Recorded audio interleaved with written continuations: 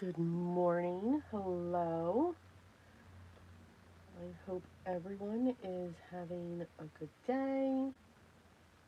You're still safe. Trying to set up so I can see. There we go. Okay. All right. We are going to just have fun with our watercolors. And we're going to use some big stamps. Big stamps. I love big stamps. It's not for everyone, but I'm going to show you two different ways here. I'm going to show you um, making a large card. Most of you know that have been here, and for those of you that are new, I love a large card. 5x7. I've even gone up to 7x7. Um, more real estate. That's how I kind of look at that. But then I'm also going to show you the standard A2 size as well. I know. Because I do believe that big stamps can also allow for that as well. So I'm going to be, let's start out by getting our images stamped, and then we will get them taped down to our boards and take it from there. Let's do it that way. And we're going to add some mixed media. I'm going to add some colored pencils to these. I'm going to add some gold foiling and all of that fun stuff. But I'm going to stamp each image twice so that we can get that look. Good morning, Motion 929. Hello, how are you? And welcome. Sorry for the awesome noises. All right, so we're going to start with this one. I'm going to get these centered onto our watercolor. Now, I'm just using Canson XL watercolor. At least I believe, excuse me, it's Canson XL. I had done some cleaning and just found this stack, and I want to use up what's in my stash, and I believe that's what this is. I am a fan of Canson XL, and we're not going to worry about if we stay in the lines.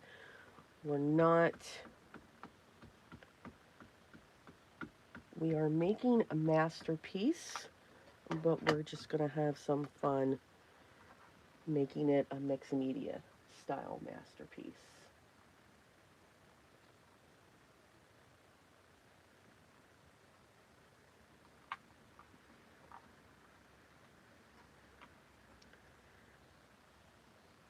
All right. Like that. So I chose these two stamps mainly because of their size, because that's what I wanted to focus on today. But then I'm also focusing on at least this stamp to show that, or both of them, that sometimes our stamps come with hatch lines, and they can help us with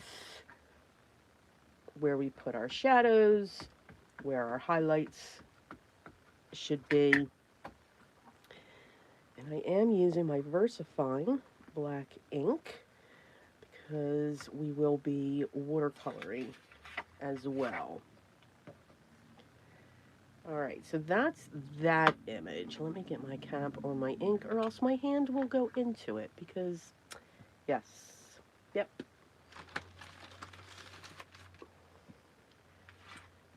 Just gonna real quick clean the stamp.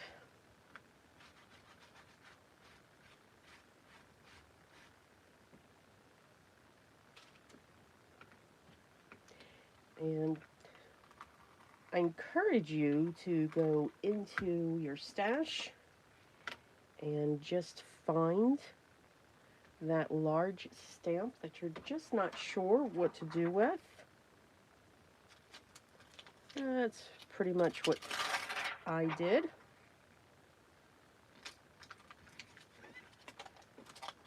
Alright, so that's that one. This is from their Big and Bold collection. Why is that not going in? That is why. That's not going in, but you know what? We're going to make this work. We're going to get that in there. And there we go. And then our next one, it looks like a hydrangea. That's what we're going to go with. Good morning, Dama. How are you doing? Good morning, Lauren. We're going to play with our big stamps. And good morning, Cordelia. And I'm going to show you these stamps two different ways. We're going to play with our watercolors for those of you just coming in. So we're going to stamp each of these twice. We're not going to heat emboss because again, I am not going to worry about if we stay in the lines or anything like that. This is a very big stamp. Yes. But it can work. It will work. Like I was saying before, I believe this is Canson XL. I do not know. I had done some cleaning. Try to do that a little bit each week. And I just found this pile. So we're going to see how it works. Because again, we don't need to be particular. We're just going to have some fun. And then we're just going to add some different mixed medias. We're going to make some large cards. See, I got ink on me. Don't even know how to do it. And we're just going to have some fun.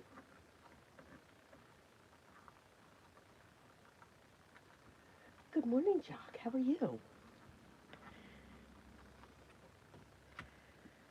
All right, and we're going to stamp it just one more time.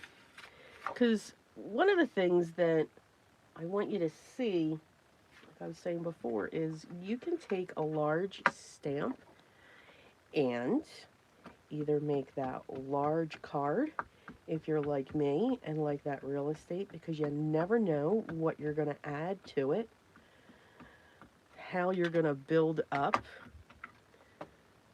the scene. Plus, it also gives me real estate because, you know, when we add the sentiment, I really don't want to cover up the image. We put a lot of work into these images. So why cover them up? I am stamping this twice so that we can have a good impression. And since these are big and bold, yep, we're going to use the black ink. Perfect. All right. Let's clean this one off.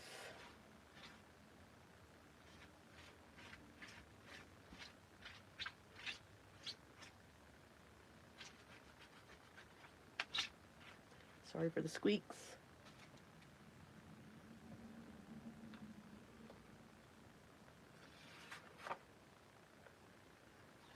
Let's get that there. We'll get our cover back on. Put that there. And let's attempt to get this back onto our piece. There we go. All right, so that's all the stamping. Well, when we get to the sentiment, if we add a sentiment, I am also a believer that we don't necessarily have to add that sentiment. Our sentiment is what we write inside the card. So this way, with no sentiments, we are free to make it any card we want. Gives us that freedom. I am doing well, Jacques. Thank you so much for asking. Maddie, good morning. How are you? We're going to have fun with our watercolors. Okay, so here are our stamped images. Again, dig into your stash. Find that stamp. It may not be this large, okay? But you may have that stamp where you're like, oh, what would I do with this? This is pretty big. And I am going to take these down. I'm going to grab one of my hardboards. Now, you don't necessarily need a hardboard. What is on my hardboard there? You don't necessarily need a hardboard. You can, I save the backs of my Canson XL watercolor packs, and they're great to make albums or to use them as a hardboard. So let's get these taped down, and that will somewhat control the buckling.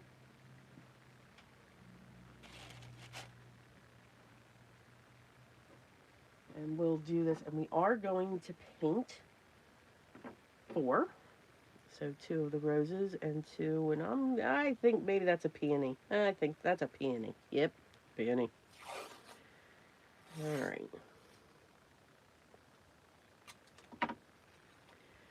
Let's see if I could do this. I'm not going to worry too much about the border. We are going to trim this away.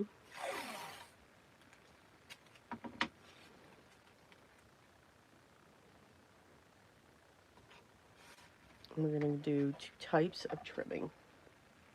Gwen, good morning.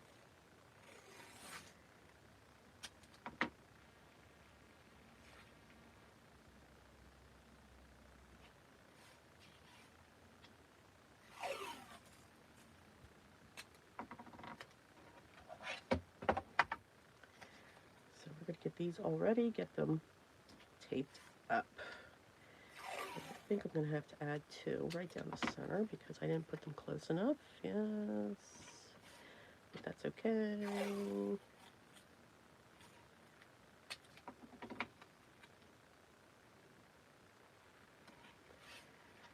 All right, so 1. And this is just regular painter's tape that you can get from Home Depot, Ace Hardware,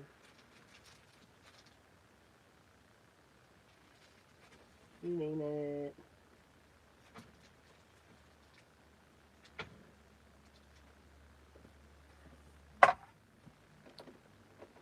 Let's see if I can get these a little closer together. We'll save some tape. I do try to reuse my tape, but I'm sorry. Sometimes the way I pull it off so that it doesn't tear my paper, it just gets destroyed.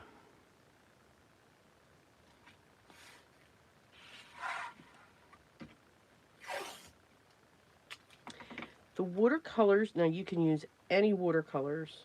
You can use, and when I say any watercolors, I mean you can use your re-inkers as long as they're water reactive, so like Distress, inks.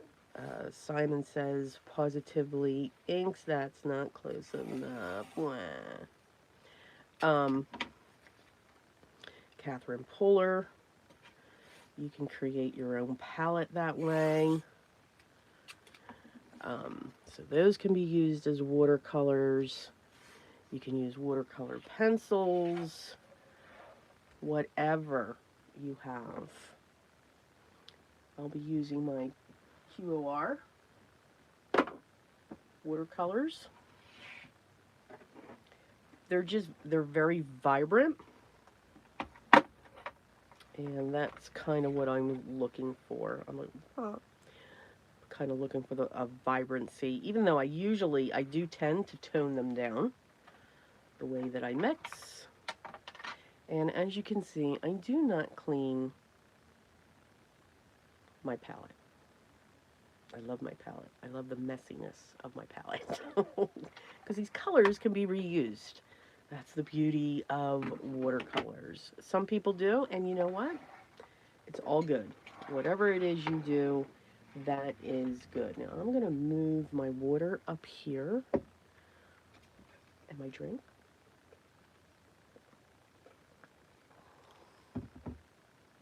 Lisa, good morning. So I'm probably going to move that because I want you to be able to see these. So let's see if I keep them there,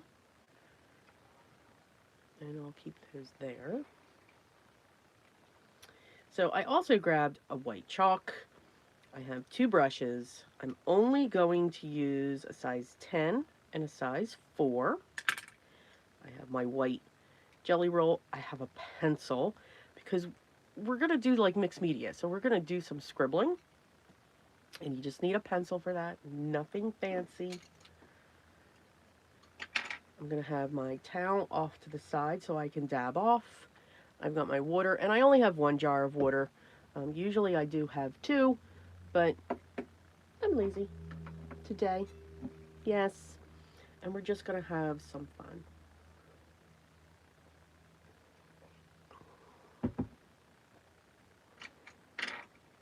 So here, since we're going to pull in some abstract, I'm just going to scribble across both of these.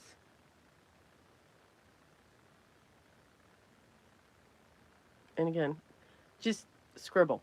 We don't need to go any crazy. So, and when I say scribbling, just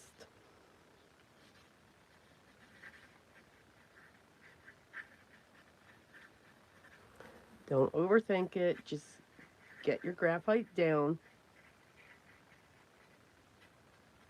Turn that pencil so that you just have something there.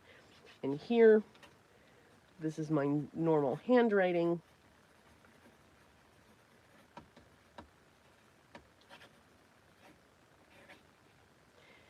Yeah. For those of you that have had the pleasure of seeing my handwriting, it's pretty close.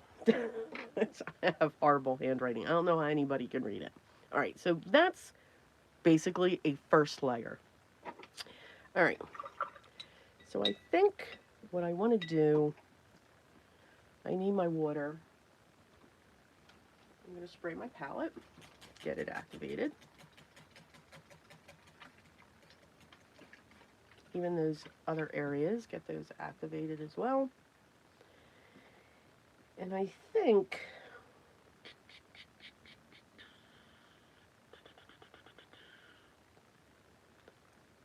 let's come in some red. And yep, I'm going right over the blue. I'm going to add some orange. I know it looks muddy. It's okay.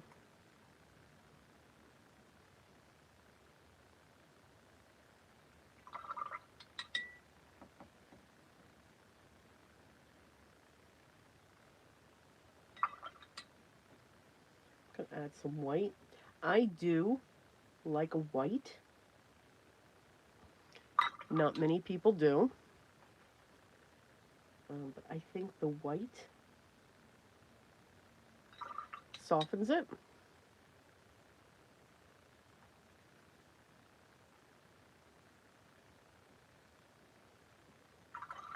Just a little bit. Right, so now we have this nice milky shade. Now I usually do have, when it comes to the palette, I usually have one warm side and one cool side. So obviously I got carried away with the blue. I'm going to work over here. I am going to put water down first. Now, like I was saying, one of the things that I enjoy when it comes to these type of stamps is they have those hatch marks. And that, if you're new to watercolors or even colored pencils,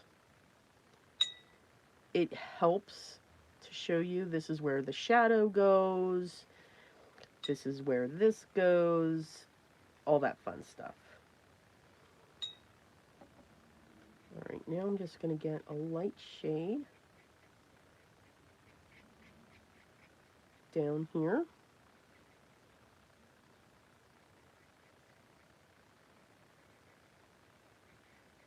And I'm going to let it just do its thing. Now this is drying very quickly, so this is not Canson XL watercolor. And I know that because Canson XL watercolor doesn't absorb, so maybe this is a 100% cotton.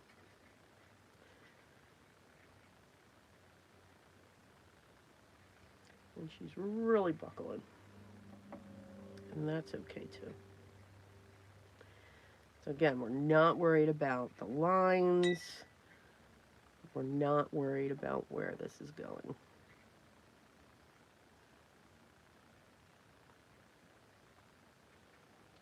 All right, and then we're going to let that dry.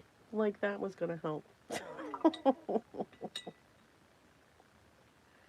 All right, now that mixed up. So I am going to come in with my towel, and I am going to dab some of that away.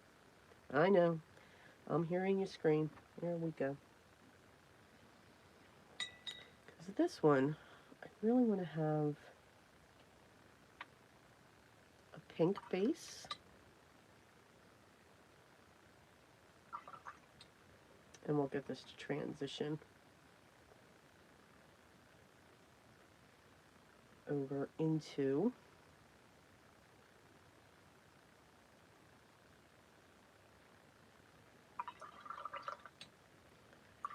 now for this one, I'm going to spray it.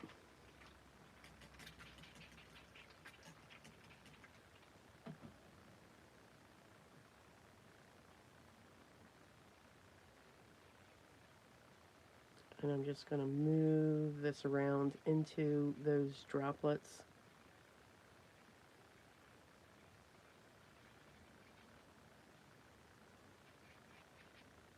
And add water where I want to go. And this is a very odd watercolor paper.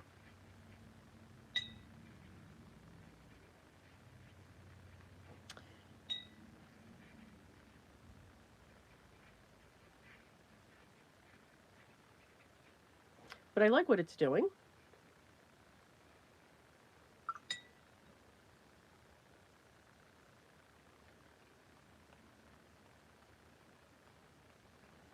Add some splatters over here.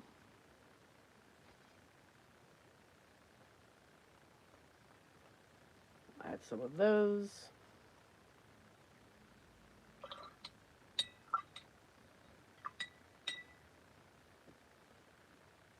I'm going to pick up some green. And that's usually the shade of green that I go with, so this palette never really changes my greens. Usually I just add some blue or I'll add some yellow to it. I'm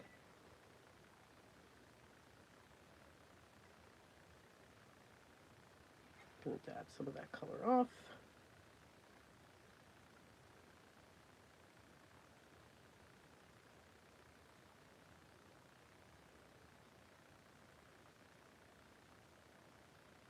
I'm going to follow these hatch lines because this watercolor really seems to set in quickly. And I'll see if I can pull some out to somewhat soften that line.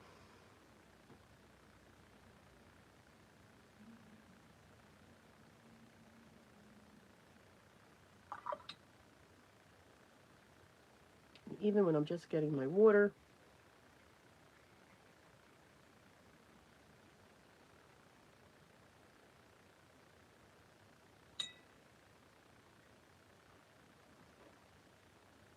And you can see I'm still using my number 10 brush.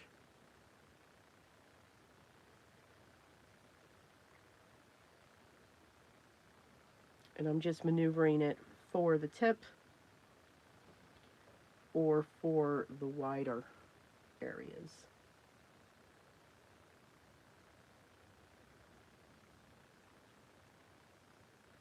You can see those hash lines. I'm making them work for me.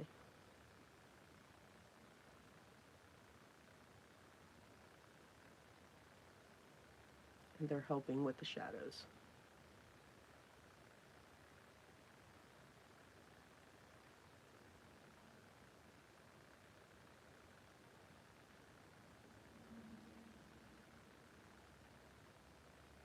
Again, I encourage you, when you're trying a new medium, just have fun with it. Don't see what it can do. It's going to tell you what it's going to do, and just let it have that fun. So that is our base for our peonies. We have this muted, kind of peachy, and then we have this bright fluorescent. So I'm going to set these aside and let these dry. Check the comments real quick. Again, if you have a question, make sure you put some caps in there so I can say it. My goodness. Holly, are you in here? Hello, Holly. Let's see here. Oh, sourdough's coming up. Okay.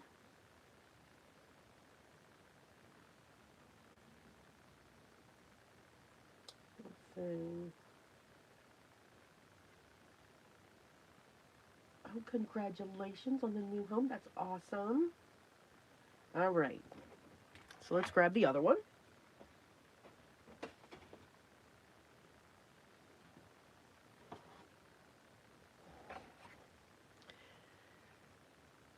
And we're going to do the same thing. Now, I do want to pick up some of this blue. Not all of it. Because we're going to make that blue work for us. And grab our pencil.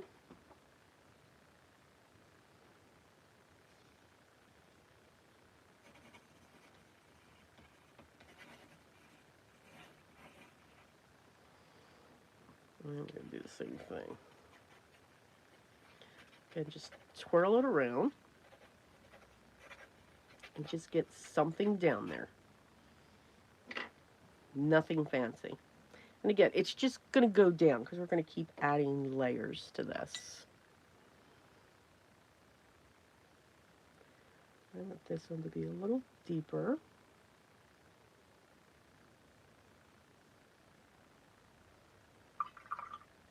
Still keeping that red in, or that white. And I'm going to do the same thing. I'm going to spritz. I really am curious to know what kind of paper this is.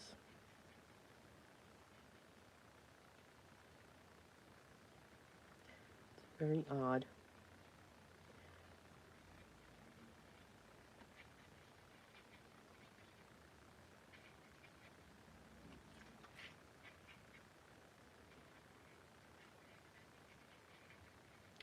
So even when we try new supplies,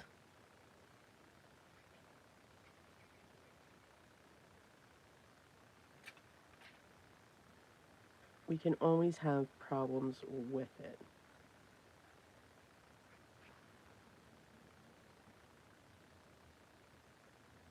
And I am always willing to try those papers that are at a good price when we find them. But sometimes, no, they don't work. But don't get frustrated because we can do other techniques with them like we're doing here.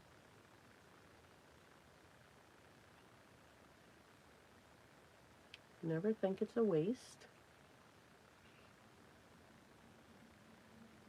And again, doing the same thing, using the tip of the brush this time.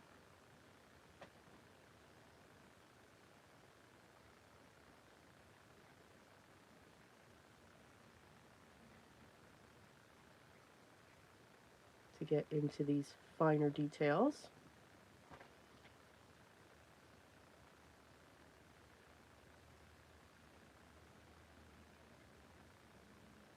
I'm leaving some white spots.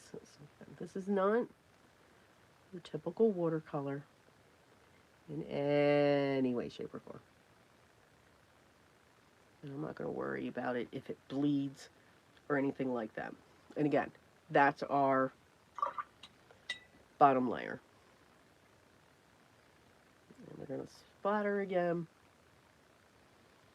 just to get that in there. What color rose do we want this one to be?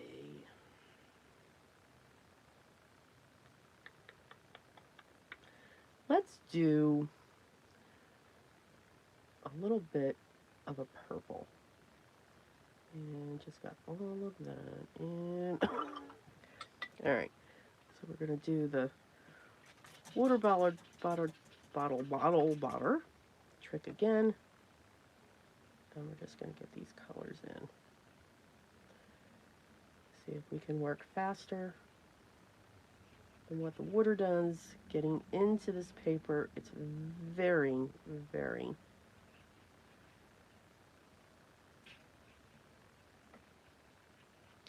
it really soaks it up. Just have a water bottle in hand. I like that purple.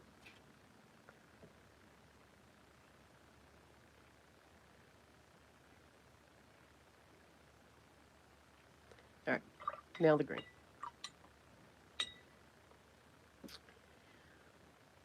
Dun, dun, dun. And I got some of that red in there, that's okay.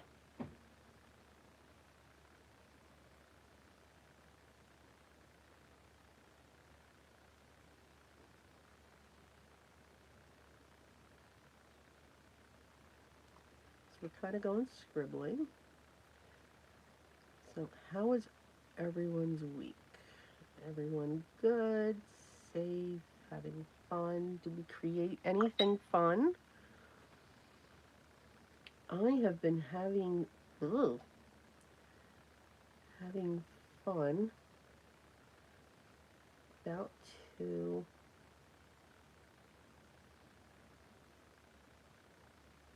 release a couple videos in the membership. And thank you to everyone that has joined. Thank you so much. You have no idea how much of an honor it is for me that you've brought me into your journey. But our journey is here as well. So these are our two roses. So we've got a pinky red, and then of course we're going to have this deep purple because they exist, right?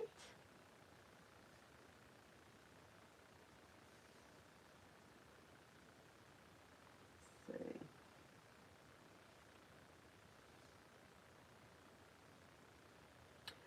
Yes, Holly, break them out.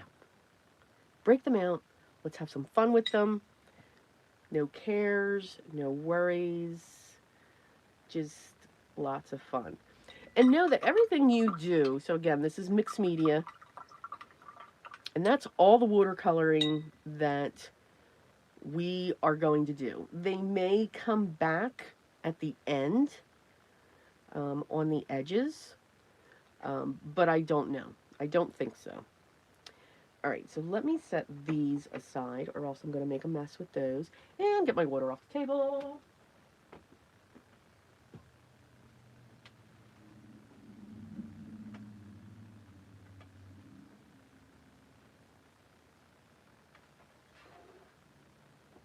Get those there. Oops. Put that there. All right, so that's what these look like. I like it when there's, now for some reason the droplets didn't go right in. This is very odd. I have no idea what this paper is. It was cut, and it was, but I do like the effect. It's a different effect. It's not a true watercolor effect, but I do know it's not Canson XL.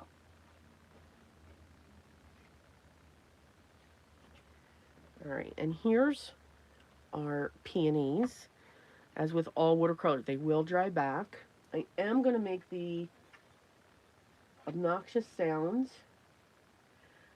Maddie, you do not need to apologize.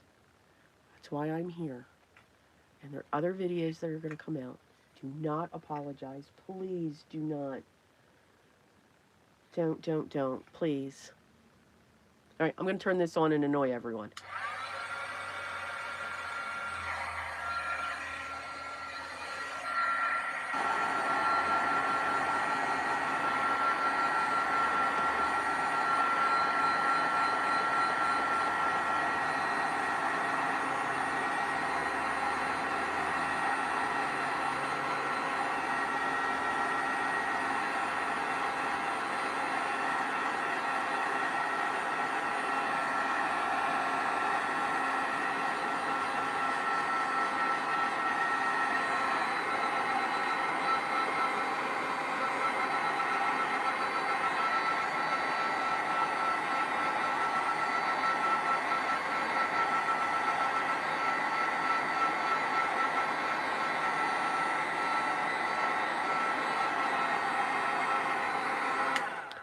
Now, what's funny is, while the water did not stay on top, it's taking forever to dry. Very odd. Very odd.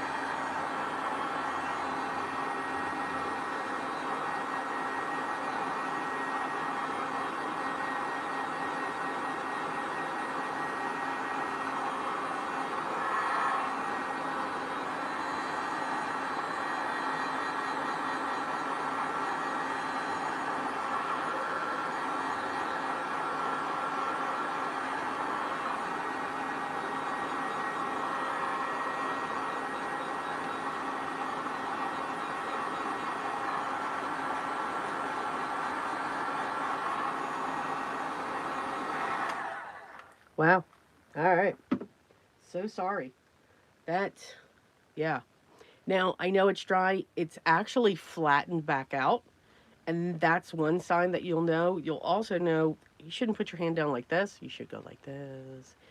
It's it's not wet or cold. It's normal temperature now. All right. So, what are we going to do with these? We are going to add colored pencils now to these.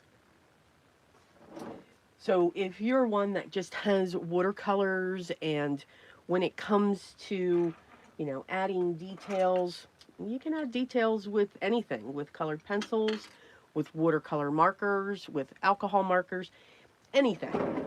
I want to try something new. I did get the Faber-Castell Black Edition.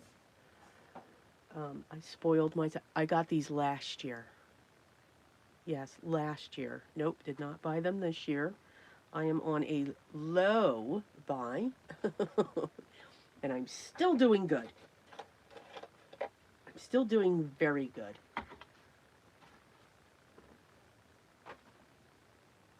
So, but these just looked very fun, very interesting.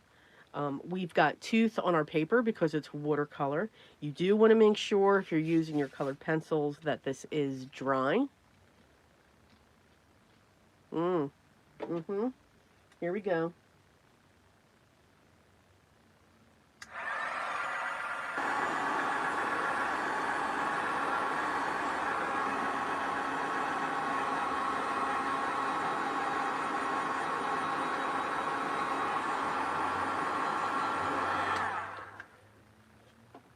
This paper is very odd. Okay, we're going to go with it. We are going to go with it. Anthony, good morning.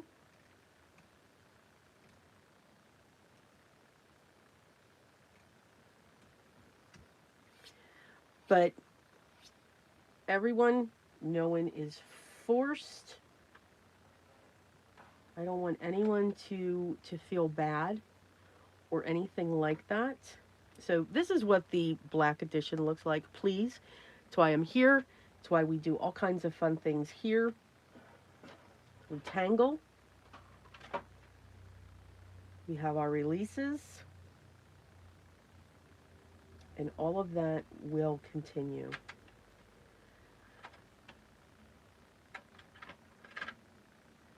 All right, so I'm going to choose those. I want that one. I'm going to pull in the indigo for this one. So that's my scary dark. I always pull a scary dark. It could even be black when it comes to our colors. Not that one. Matter of fact, I'm going to pull the indigo over onto this one. I know. It's okay. It's absolutely okay. And I think, is that one indigo? We're going to put that one there. And for this one, my scary color, I'm going to, wow, they even had neons. No neons. We're going to pull in a brown.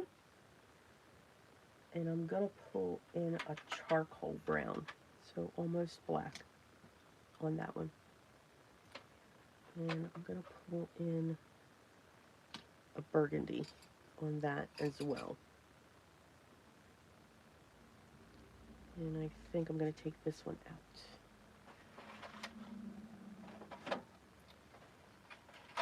out. Okay.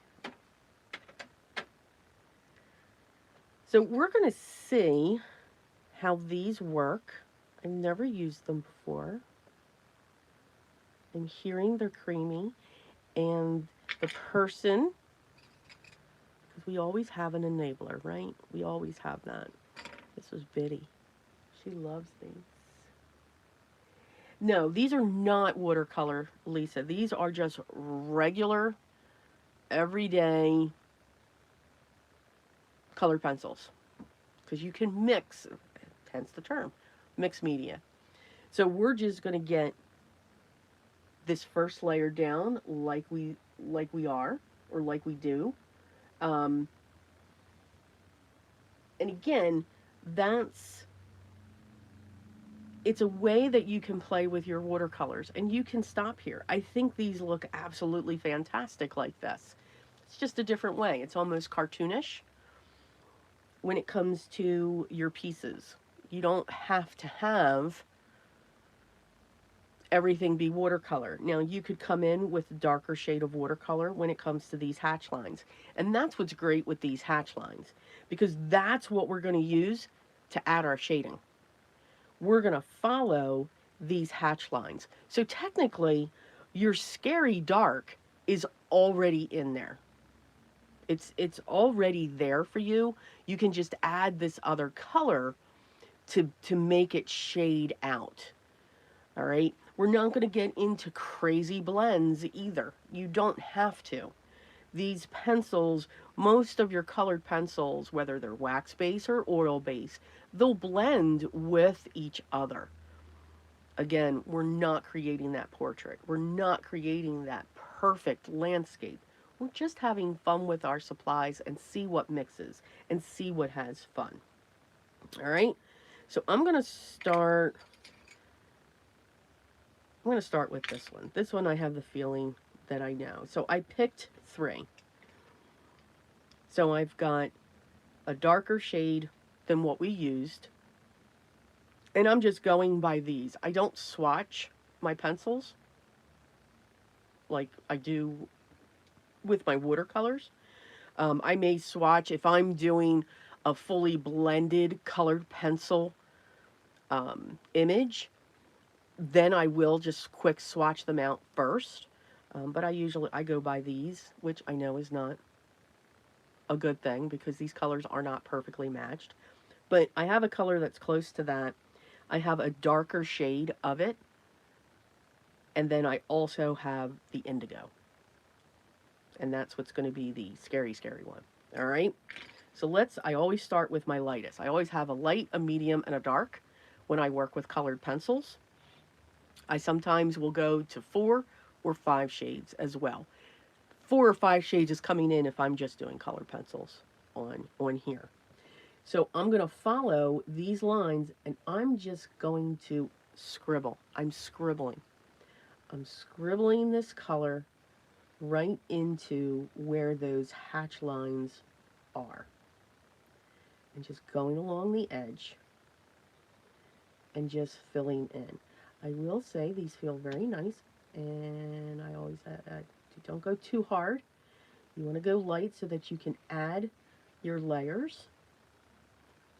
But again, I'm just scribbling back and forth, getting that color in, and just hitting the hatch lines.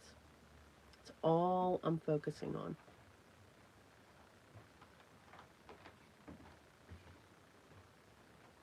And again, you don't want to have too much pressure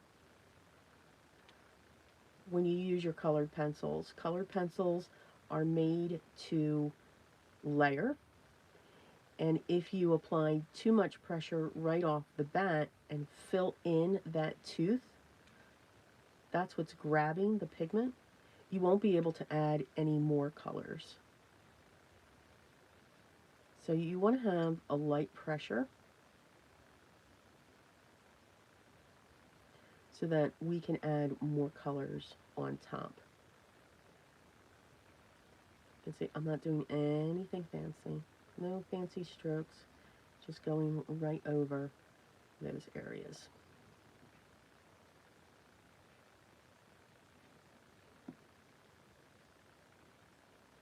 And you can see it's starting now to make it, even just by doing this, you're starting to add that dimension. Are these going to look realistic? No, they don't have to. They do not have to.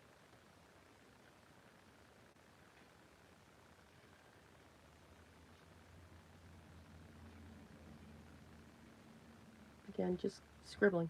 That's what I'm doing. Scribble. Scribble.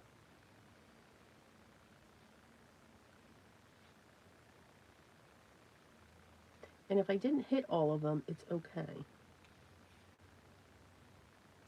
Kind of bouncing around.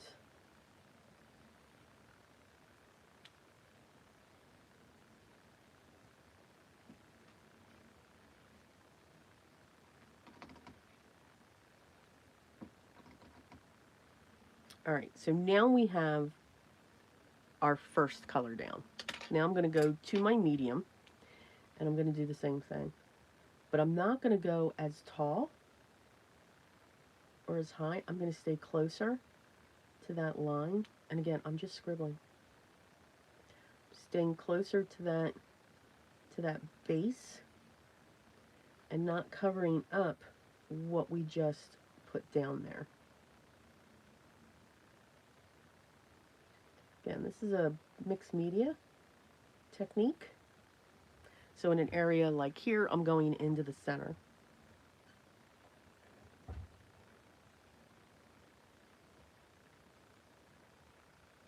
Again, just scribbling.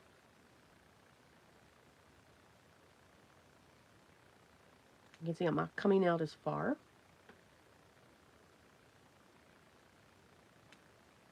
Because I still want to see that first color that I put down. If there was a section that I missed, I'm not worried about it. It's just that petal's just going to look different.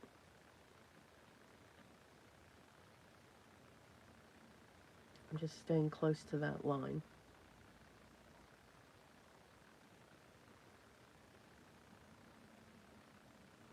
Still not adding a lot of pressure, because I do want to be able to get the colors on top of each other. And you can see I'm constantly turning my pencil as well so that I can get that point.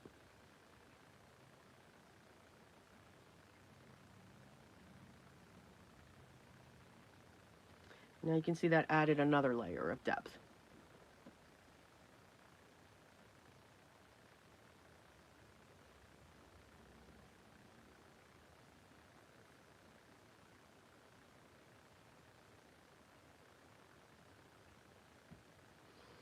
But I'm keeping these lighter shades.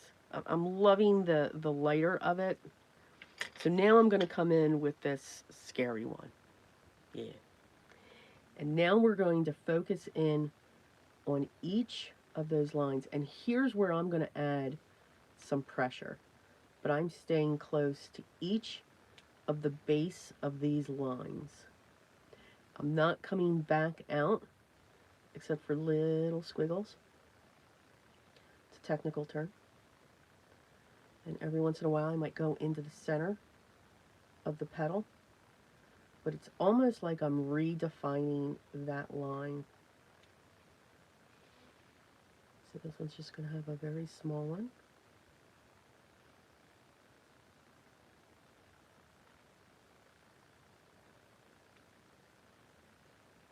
And these areas I'm literally going to color in. I want those areas to actually become super dark. And you can see just how much that pulled that in. And even though, I mean, this is a completely different shade. This is the blue indigo. It's one of my favorite colors, whether it's colored pencils, whether it's watercolors, whether it, no matter what it is, I always have to have an indigo in my palette. Indigo will go with everything. Absolutely everything. You can put it with pinks, you can put it with reds, you can put it with purples, you can put it with browns. It's like Payne's Gray. It's just one of those colors that I must have in, it's a staple. It's right up there with vintage photo, guys. It is a staple.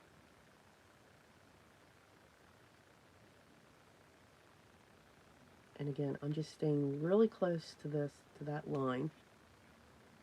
But I am adding pressure at this point as well. This one area is just a little bit bigger, so I'm going to pull it out just a little bit more. So here I'm going to go in the center. When they're this small, I'm just going along the base of that line.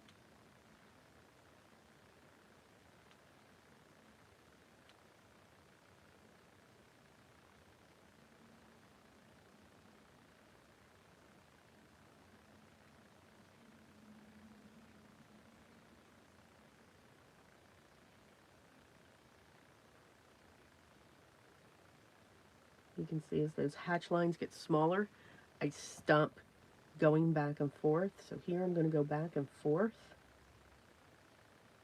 Here I'm going to go small.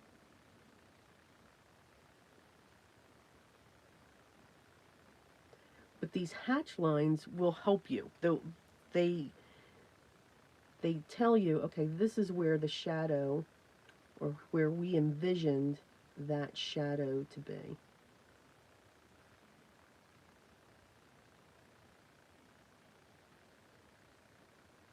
That's why with stamps, if they've got hatching, I like those as well. I know Penny Black has a lot of them.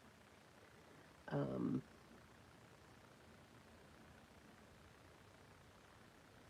they help. They teach us. And I think that's great. When something that we buy or make that purchase and it helps us to grow, I like that. It's like another layer that it adds for us.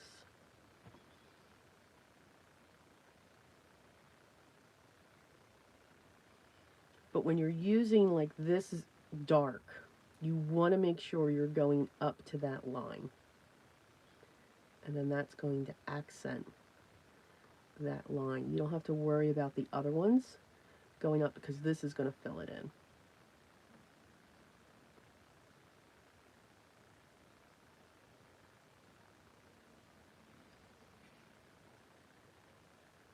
And if you want to pull some out, you can just a lighter hand and you can go over those other colors as well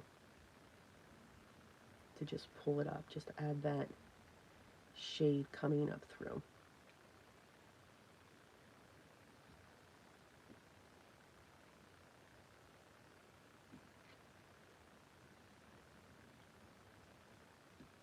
And what I'm doing, I'm tilting my head back to say, okay, do I need any more of this blue somewhere to accent the petal, to pull that petal out?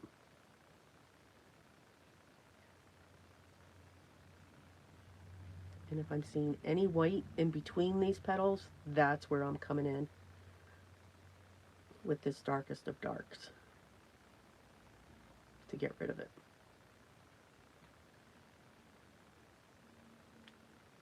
And there you go. See?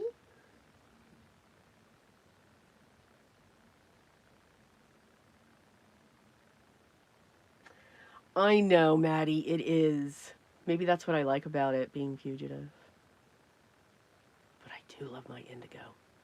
Love, love, love, love my indigo. It's just extremely universal. Absolutely universal. And again, you can see that with the base of our watercolor, and then we just come in with those three shades pulling out. And you can even come in with your lighter shade, and you can see how far back my hand is on this pencil.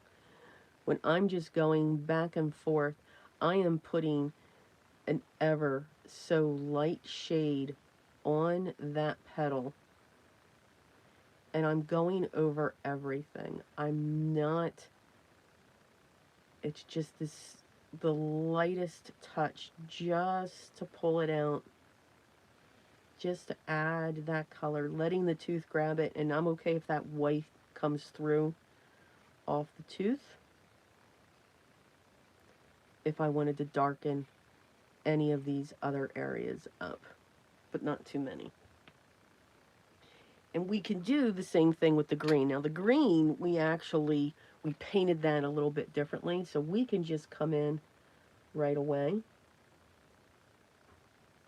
with this indigo and just go right along the edge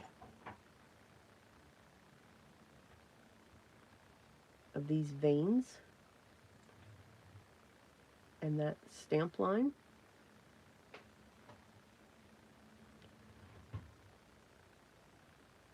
To give it that depth. And again, it's going on top of green. And then just lighten up your pressure as you come out. And just following those lines. So this side is done. And we can still see our graphite going on in there. We can still see that rolling around, which is cool.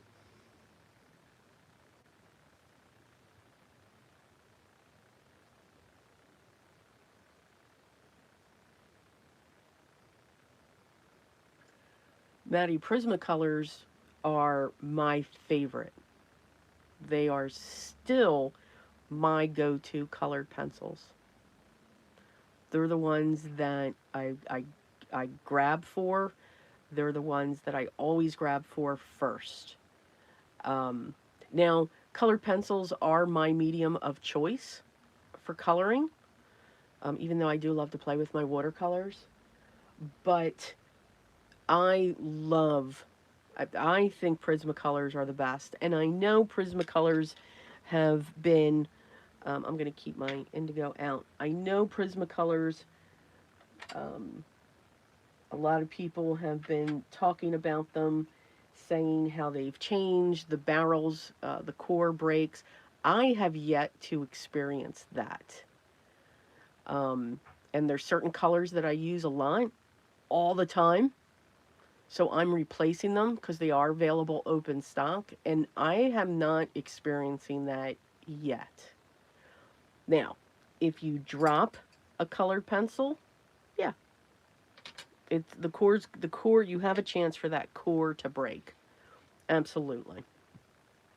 Um, I know there's tricks to put them in the microwave. Nope, I'm not going to do that. All right, let's work on this one, and we're going to do the same thing. We're going to do the same thing as this one. You can see how vibrant this one has gotten and how it does look 3D. And we didn't do anything fancy, meaning we didn't use blending techniques. We didn't use, all of these different things. We just added the pencil, we scribbled the pencil down because we followed the hatch lines. And that's the beauty of having hatch lines within the piece. So now this one here is very close to the color of watercolor that we added. So I'm just going to do the same thing. I'm also not worried about, um, colored pencils, um, they're not translucent, um, but they're also not opaque. But they will cover up your stamped lines,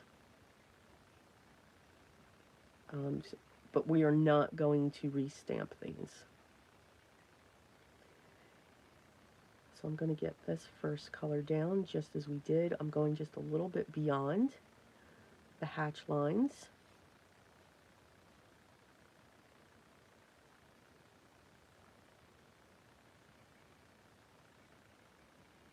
And again, I'm just using a back and forth motion. Again, I'm adding pressure, but I'm not adding too much pressure. You can see my hands kind of back off of the pencil. That's what helps me to control what type of pressure I'm putting down on the colored pencil. And you can see I just keep turning it so that I don't have to keep sharpening my pencil. For an image like this, if we were doing colored pencils, the blended way, we would it would be a marathon. I'm just saying. They do take longer, colored pencils. I like to say, if you are someone that enjoys alcohol markers for your coloring medium, if something with alcohol markers takes an hour, colored pencils will take 2.5 to 3 hours if you're going that detailed. But it's very relaxing. And I do have um, some videos on the channel under, I think it's Colored Pencils is the playlist, where I'm not talking. Some may think that's a blessing. I am just coloring. And you can see how I blend and all of that. I am not somebody that likes Gamsol to blend with. You've all heard me say that before. I don't know, that whole older this thing kind of makes me go, huh. Because I would not remember to put the cap back on as I'm continuing to work. And you should not breathe it. If I do use a solvent, there is a solvent that's out there called Zest It. If you like the scent of orange or citrus. But I do have to get it from the UK. It's very difficult to find in the States. All right, so now we have that layer down with this color. I don't know where this goes. Oh, found it. All right, now I'm going to come in with this brighter orange. It's number 764. And again, we're going to stay close to the bottom. This is just going to add a pop. So I'm coming up about halfway over where we put our first color. This is just going to give a pop of brightness. I don't want it to be too mottled, too dark.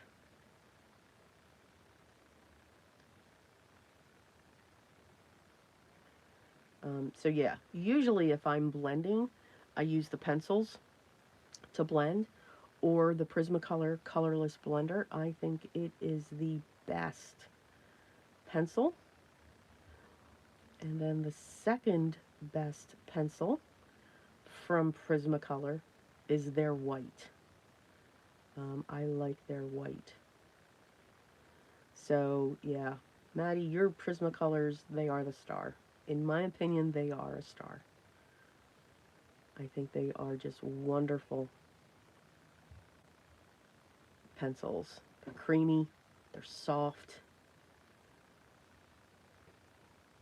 and I think you can do a lot with them. And I also do like those other ones you were saying, the Bruntners. I do like those. That's an oil-based one. But my Prismacolors are my top ones.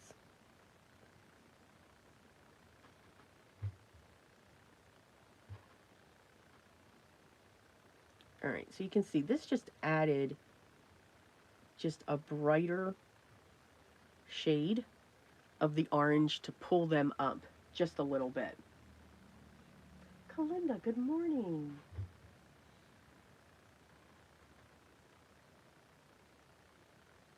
Let's see. You do not need to, I don't think you need to add polychromos to that. I think polychromos, it's a good pencil. They're oil-based. They are not wax-based, like your Prismacolors are. I do lean towards, and again, probably because I do enjoy the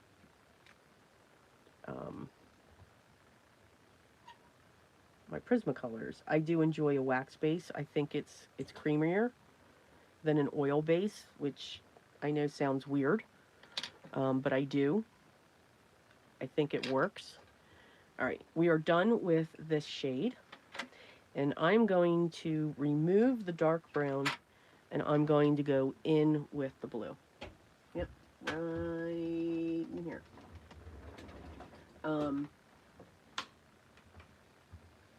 And yeah, I think the polychromos, they're just a harder lead as well, which, again, that just doesn't make sense to me, but they are. But I think you've got a good set with your Prismacolors, but please, you do you. All right, so now I'm going to do the same thing. Now I am going to sharpen this. I do like an individual sharpener. This is a Kum, K-U-M, and it creates a long point. I'm not going to bring this to a low point. Let's see how these sharpen, because these are triangle barreled.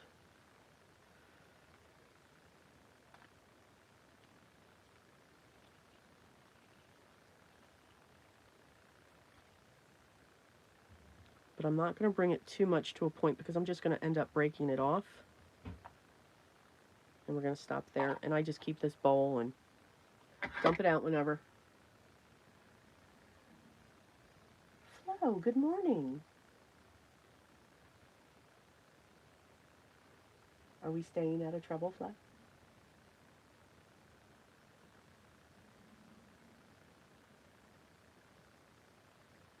All right.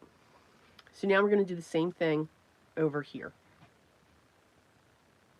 I'm going to stay close to the line, basically retracing it, and then just coming out a little bit so that we can get that petal to pop.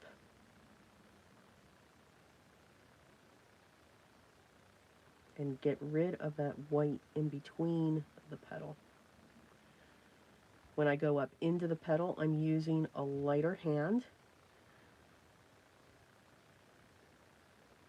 because I don't want it too dark.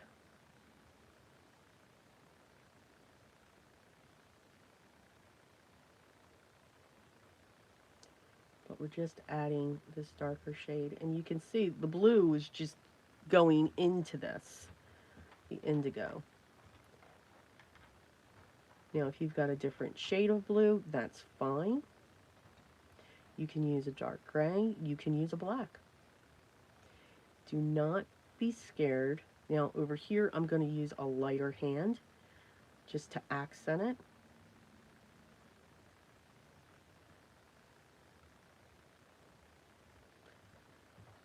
Changing your pressure can do a lot with your pieces.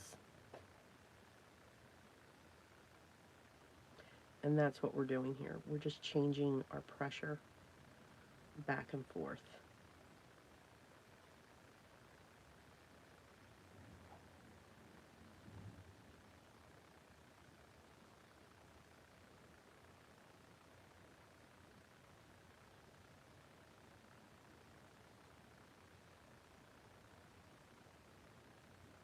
And you can see as I'm adding more, my hand climbs up that.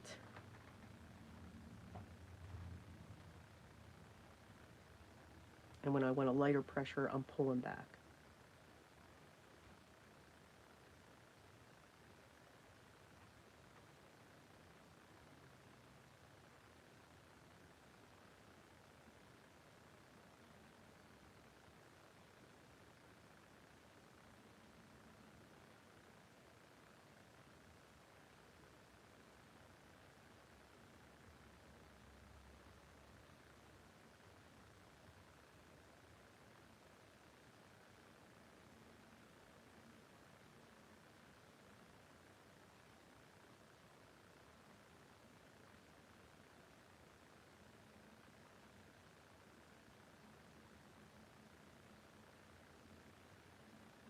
And just continue to go around, smooth it out.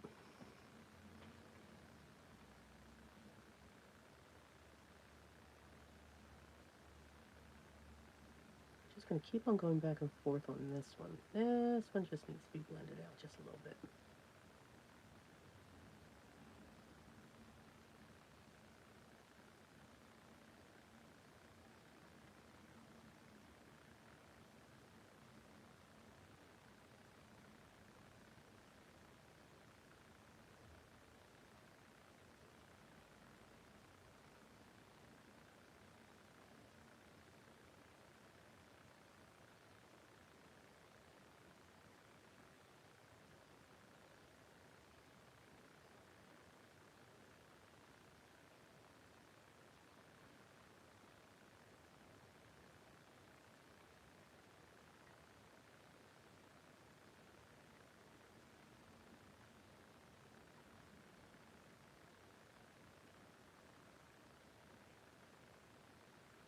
And basically still use this just to outline those prior petals.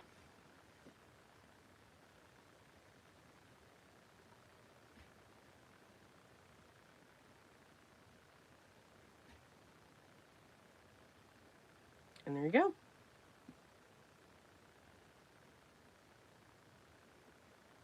Two different looks, two different color shades.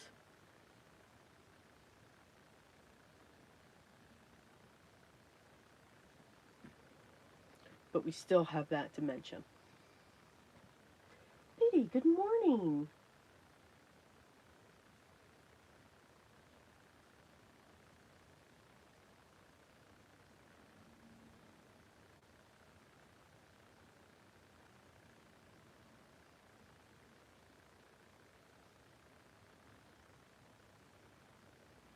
I'm looking at the comments, seeing if anyone had a question, and being nosy on what y'all talking about.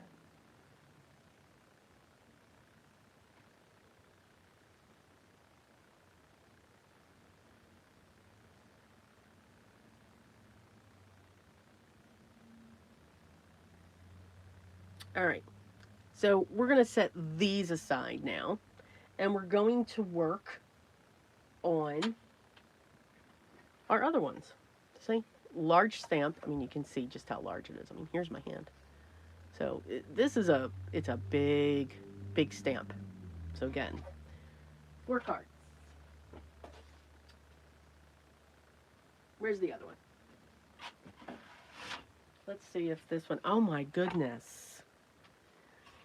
You all saw it in the beginning, right? It just,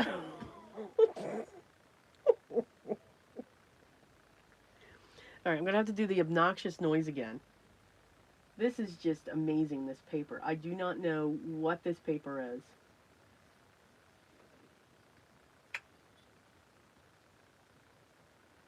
All right, I'm going to turn this on. So I am sorry, but now this paper just won't dry.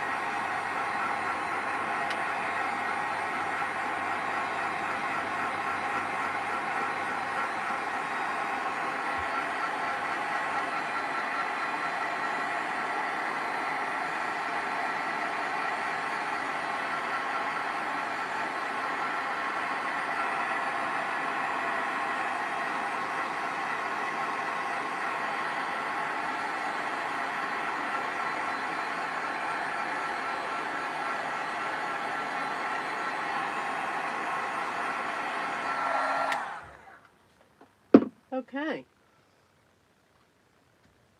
think we're good now. It's going to drive me nuts that I don't know this paper.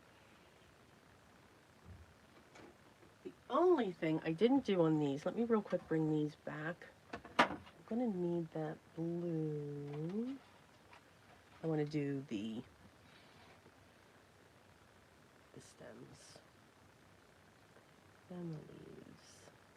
Again, I'm just doing this line underneath them.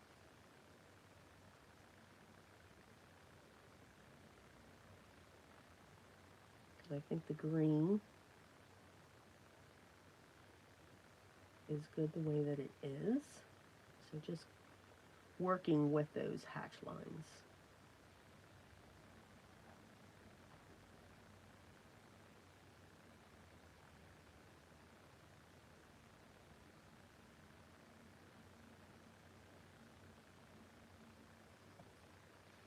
All right. Now these are done. All right, let's pull our roses in. And we're going to real quick do the same thing. Now with the rose, I'm only going to go with 2 colors.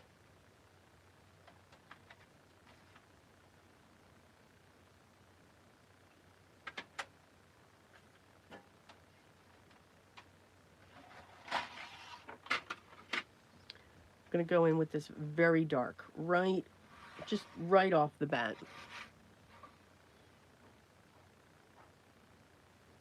And again, just scribbling back and forth over the hatch.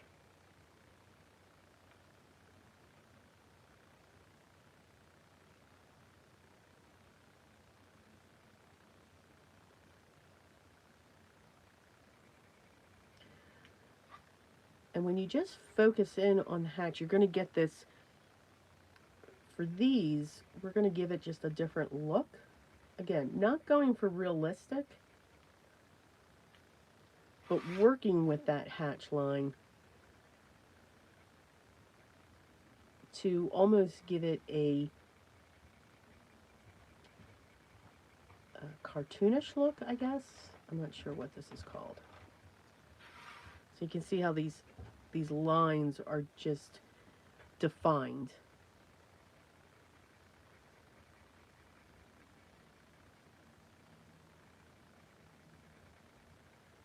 I forget what this is called. They have these layers and they're almost straight lines.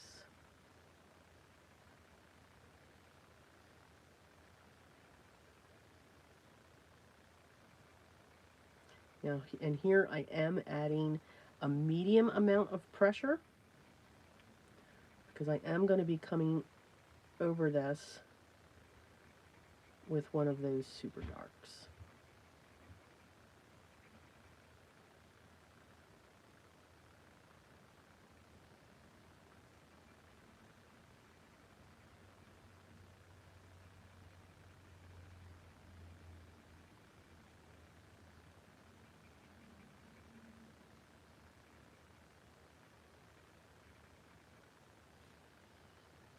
So you never have to do the norm with our media. This I'm going to use a dark green, I think.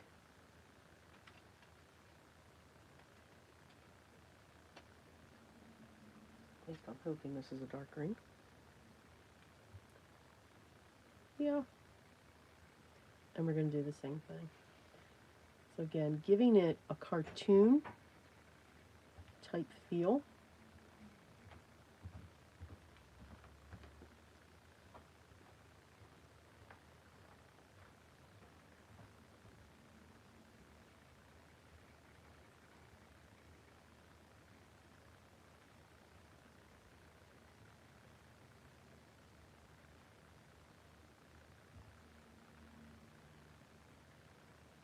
But instead of that straight line, keeping it just a little bit jagged.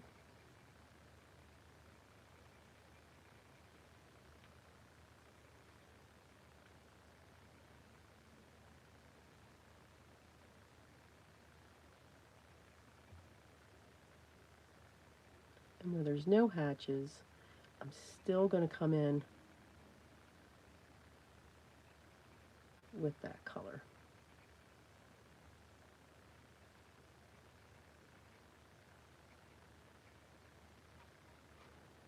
All right.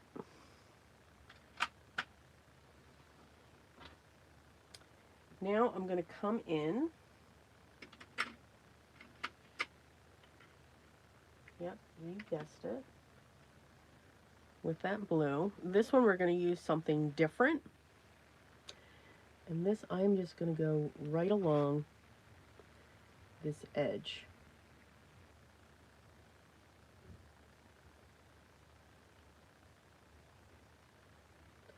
And when the hatch lines are on both sides, I'm going to do that on both sides.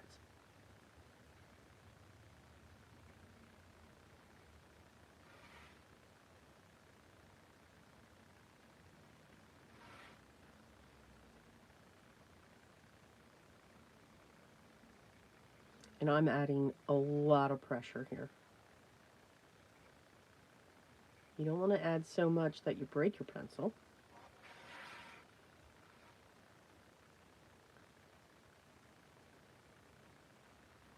But I want to make sure that that line is just clearly defined. When it's in the center of the petal, I'm just going back and forth down the center.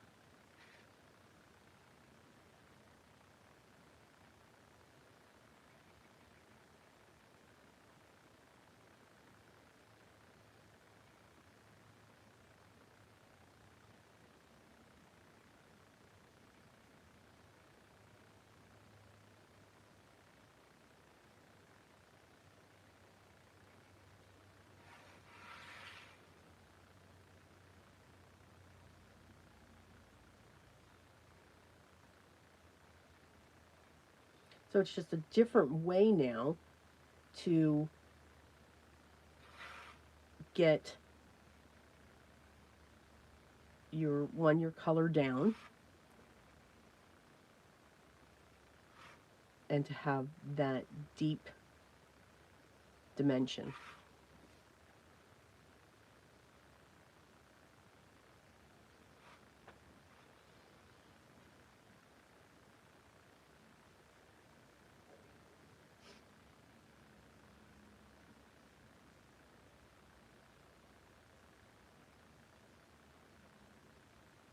And for this, you don't need to have that super point. And you can still keep turning your pencil.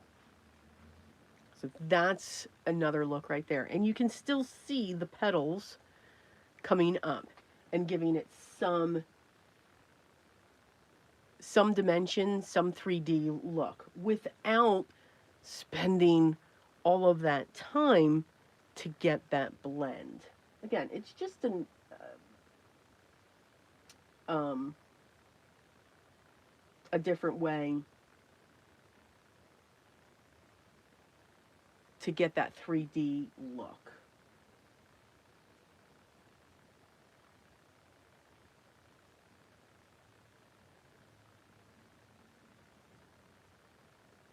Let's see here.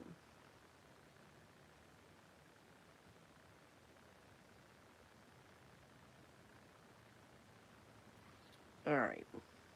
And just know, like when you're looking at pencils as well, my suggestion would be, well, first of all, to me, Crayola. You can start out with Crayola. All right, we're going to move on to the purple one. So I'm going to pull out a dark purple. And we're going to do the same thing. I don't want to, let me do the pencil again. I'm going to choose a different green. There we go. Oh, I love that green.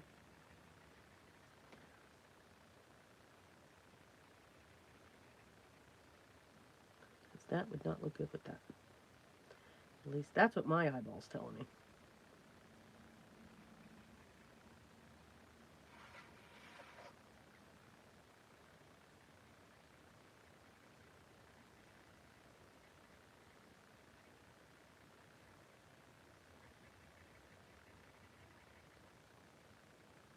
Again, we're going with that cartoonish look or that hard line look.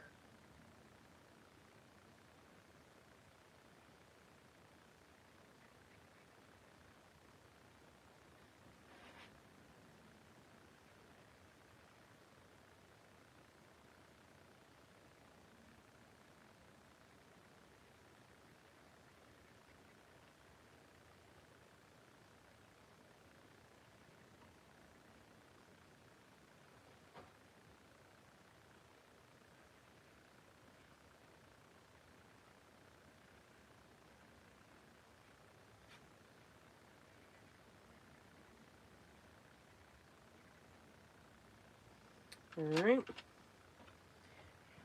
And now we're going to do the same thing that we did for the red. We're going to do the same thing for the purple. And again, really focusing on the outer edge of the hatch, not so much up next to the petal, because that's going to get taken care of by our dark color that we are going to pull in. And it's not going to be the blue.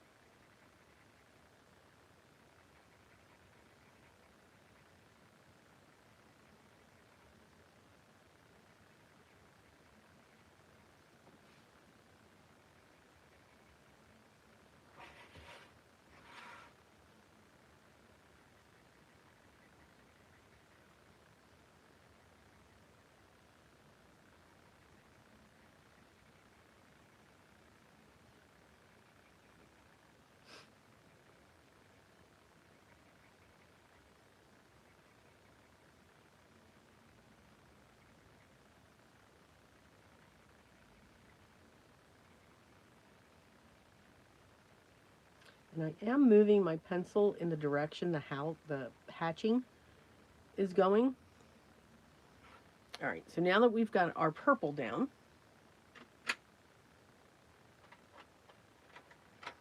now we're going to come in with black. Oh, I forgot my purple. Got that little rosebud.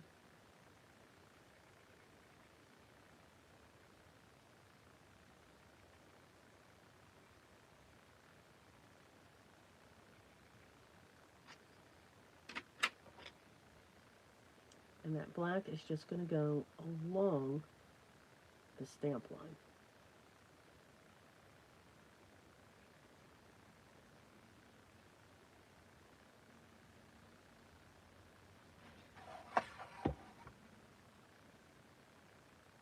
And basically what that black is doing is it's removing the white that we didn't cover up with the purple.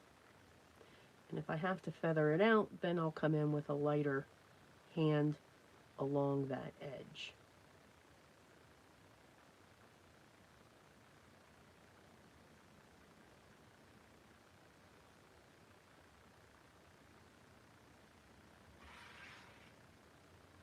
So black can work as well.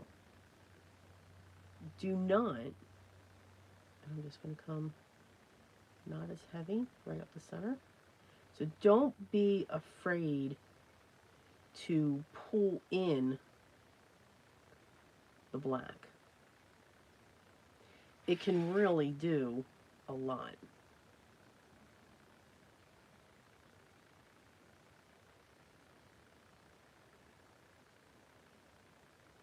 It can really define, it can make the lines of the flower or whatever image you're doing crisp.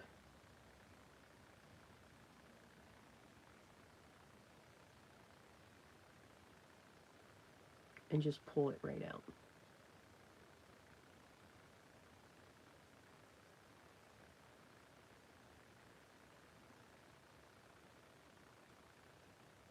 Now I tend to also go heavier if I'm using the blue. And there you go. And then you just got this little tiny edge. Now if that edge, drives you crazy in any way, you can come in with a lighter shade of purple. Just a hint. And then just lightly go over that. And you can see that line is now getting distorted. Just a little bit. And if you do it in swirls, it'll get even more distorted. Small circles are key when you blend, when you want to blend, because it's moving that pigment that's underneath it. It's going to blend in with that. And it just takes out the harshness if you don't like that harsh line. And just by light hand going over, and you can see how softer that is compared to this one up here. Small circles, very light pressure does wonders. Just keep going back and forth, and you're blending no matter what the color pencil is, whether it's your Crayolas, your Prismacolors, your polychromos. Small circles are the one, and you just keep lightening and lightening your pressure as you come off of it. But you want to go into that dark because you're going to pull that out as you're circling around.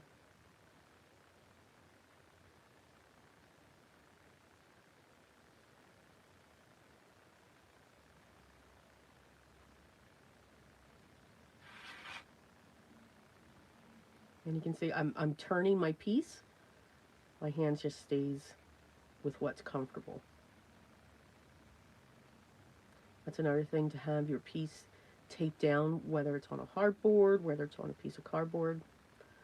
Use whatever you got.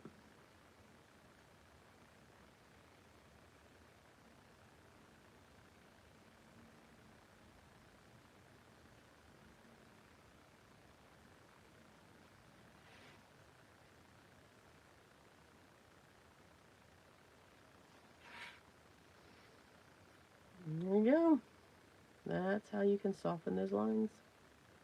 I liked it either way. Whether it was the harsh or the soft. This is more harsh. It's more soft. Either way. Alright, now let me get these away.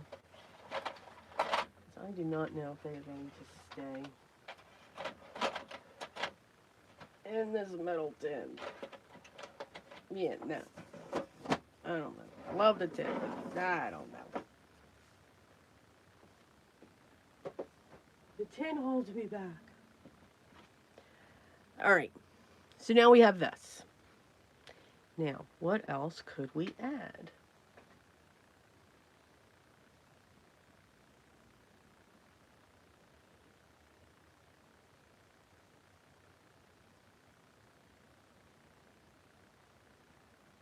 I'm looking at the comments just to make sure, no questions. Love your chat that's going on there. Yay. All right. So let's grab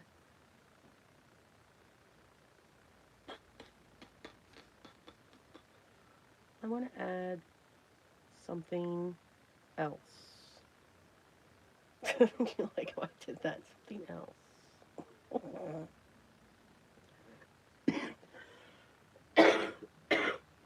Yes, I am still trying to get off the whatever I had.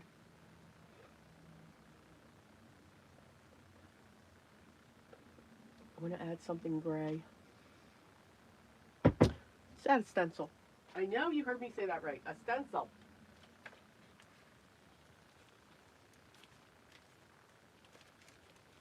I don't want stars.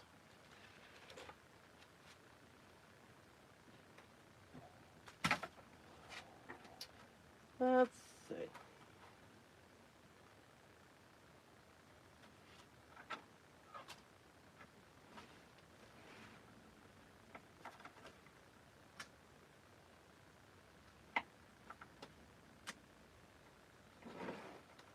I don't know. This one's feeling Alice in Wonderland.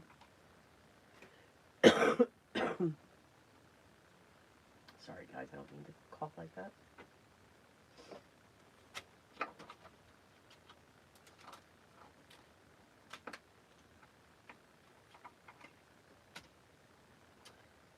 All right.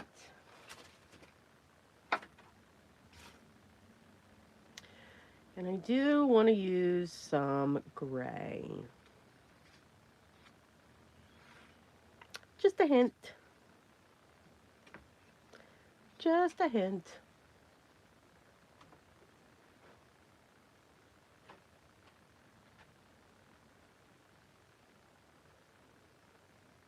Oh my.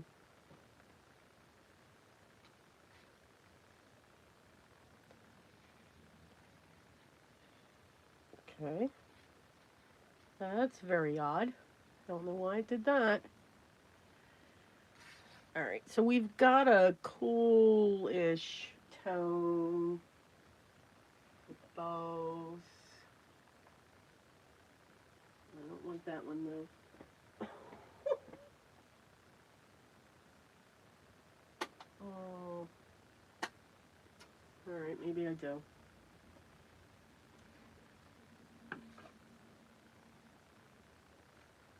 We'll go with shark.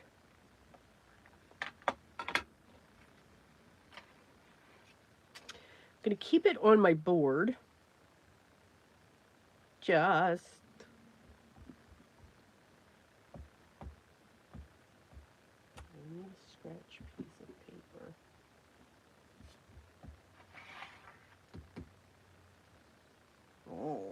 Oh. Nope. So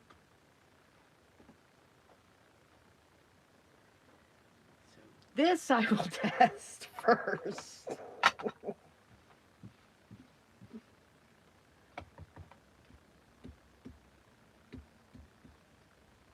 Alright, that one's not too bad. That was the first one I wanted.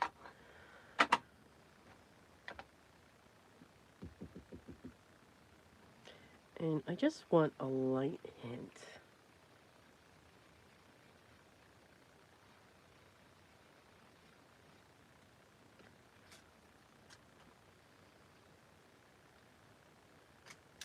So we've done watercolors and a splatter. Well, first we did a pencil, scribble.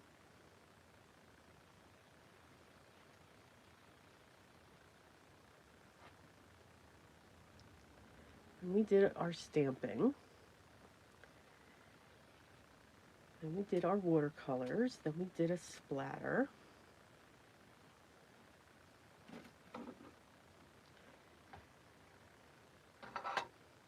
What did we do? Then we did our colored pencil. Now we're doing dye inks. Yeah, this one's feeling very Alice in Wonderland. And we're going to do the same thing. But I think we're going to come down just a little bit farther on this side.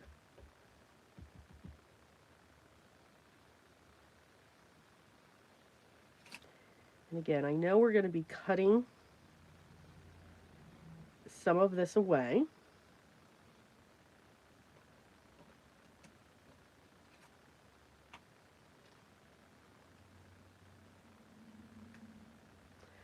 But we don't know yet what we're going to cut away.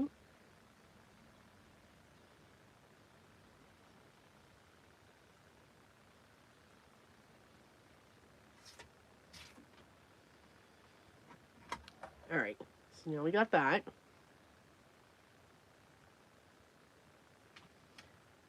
Let's pull in these two. And I chose two other ones.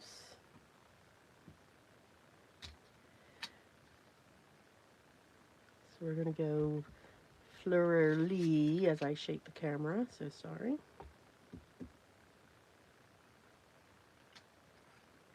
This one I think I'm going to go like this.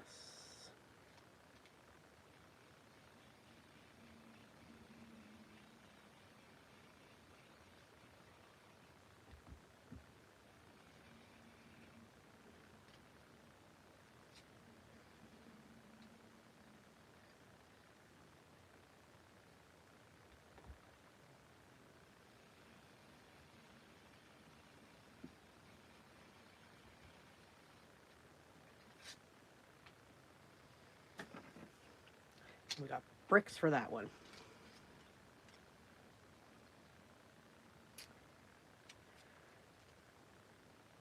And I think...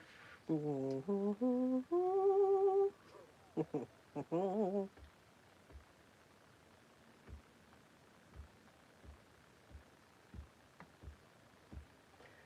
hello, Story. I did not see you there.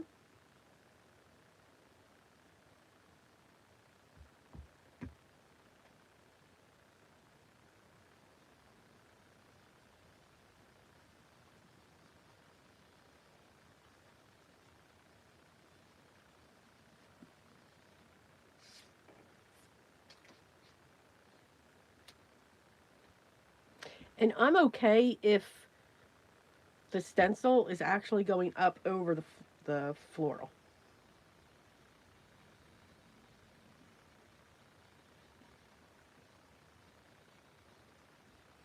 I mean, why not? All right. So now we got a stencil. The time's at 10:30. All right. So those, I think, are the layers. There's one more layer that I am going to be adding, but I want to wait until it's on our card bases.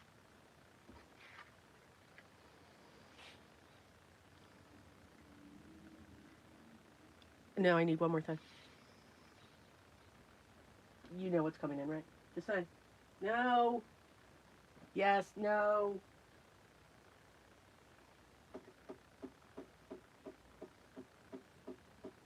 Sorry, I'm thinking.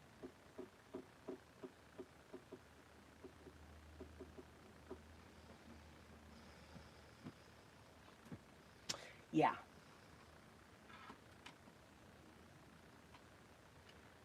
And I think I'm going to add that very last. Yep. Yep, yep, yep.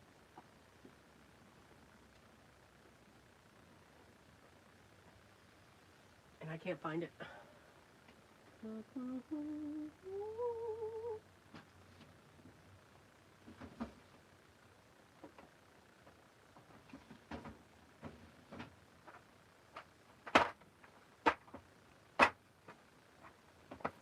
No, it's not vintage photo.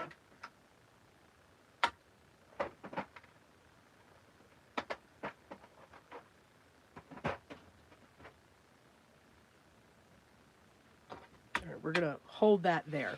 All right, let's take these off. Carefully. So whenever I pull my tape, I go very slow and I roll it back on itself. So like that's starting to tear.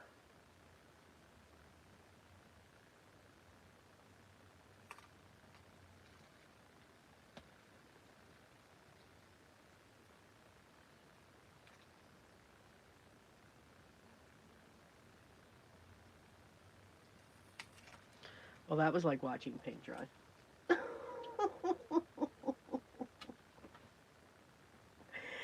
Oh.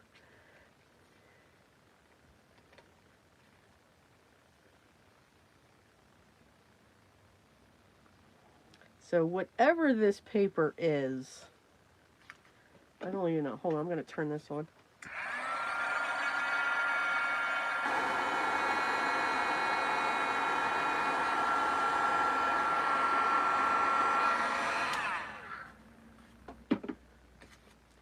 Because you can heat up your tape as you pull it, and it'll stop it from tearing. But I think we're going to be cutting this off anyway, so we're fine. As long as it's not putting a hole in it, I'm good. I am no, again,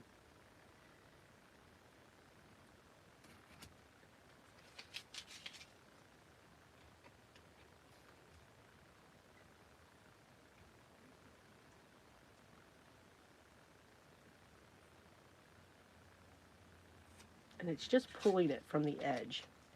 Very odd. Very, very odd. I was... Don't hold your breath. I'm okay. I know these are getting cut down.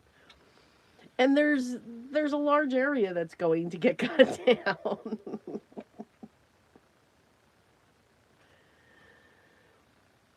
Because we're making 2 7x7 cards. And again, large stamps.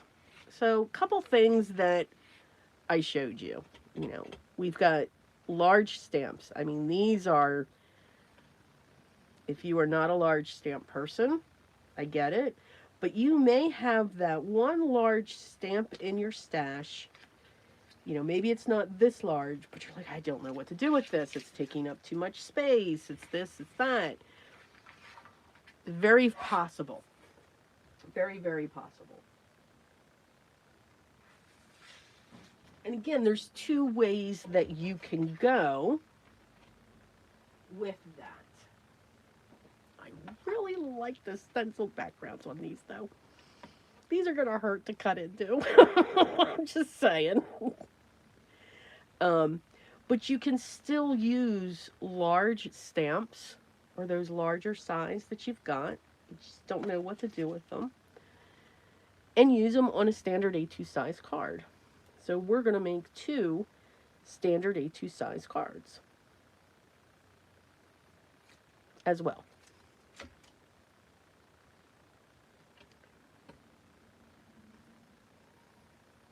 Right? For some reason, it's just pulling it right from the edge. Very odd. This paper's very odd. And I know it's not the Packin', the You Create watercolor. I have no idea what this is. I really want to find out what paper this is.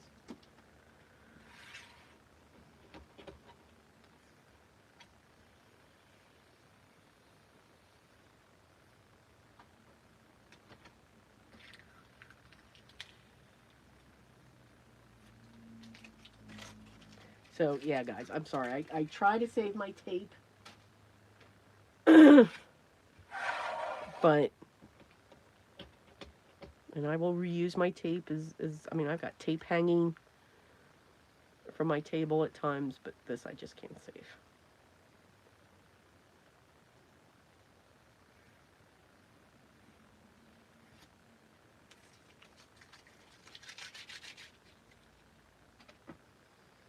Oh, Lisa, I know, but, you know, I get hollered at.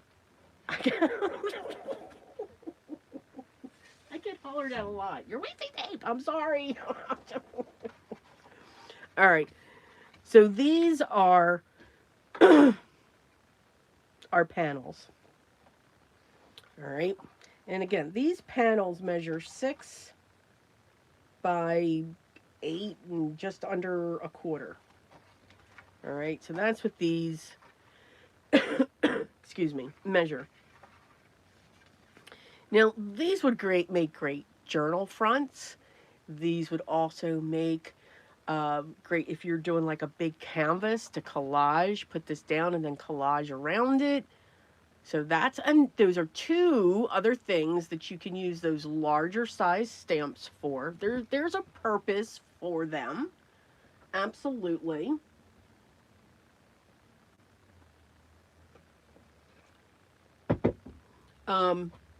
You can also, if you keep stamping this close together, you can create your own pattern paper. I mean, even if you just, you cut that down to this, think of a great pattern that would be, just having that area there. So again, try to look beyond of what you actually see. It's tough. Yes, it very much is, because you see this whole image and you're like, oh, I want to keep that whole image. That's why I'm slowing down, because these would be great on the front of a journal. Just saying. But there's an idea for you. So what we're going to do is we are going to choose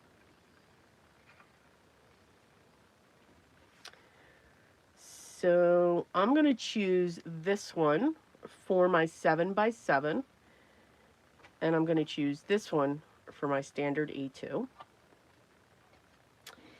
And I'm going to choose this one for my 5 by 7, and I'm going to choose this one for my A2.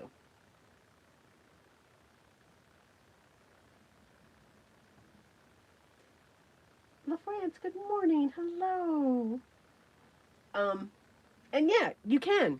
I mean, you just got to come down. So these for the A2, we're going to hold off on those. But we are going to look at these for the 7 by 7. Now again, we've got the width going across. So what I want to do is I want to get these down to a 6 by 6. That's what I'm looking for. This one's going to be a little tough. So I think this size is going to change. This one is going to be easier. Now, what I do is since I have a 6, I know it's 6 by 9, I don't need to cut it this way, but I do need to cut it this way, of course. So what I'm going to try to do, I'm going to try to find the center. And how am I going to do that? I'm going to fold it over. Don't worry. And I'm going to pinch this side right here. It's not bending the design. So there's my center. And I'm going to put a little pencil mark there. We can erase it. So I know that's my center. Good thing is, half of 6 is 3. That's easy math for me. So I'm going to take this, and I'm going to put this on the 3-inch line. And I'm going to cut. Then I'm going to bring this over here.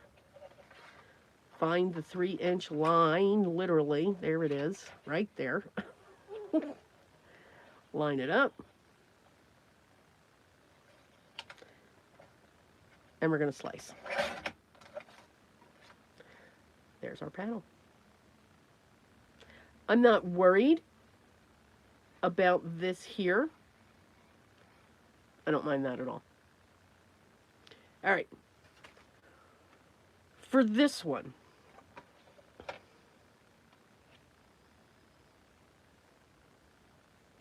so I'm going to look at this one a little bit.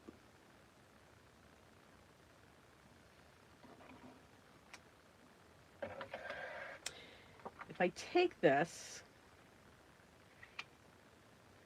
this is actually over 6.5 inches this way. So to get it down to 6, I could trim it here. And 6 would actually put me right at the base on that side. But we can have an odd shaped card as well. So these sides I am going to cut off.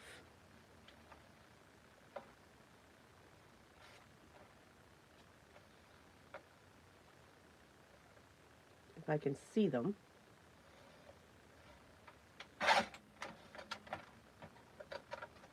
And then we're going to do the same thing here.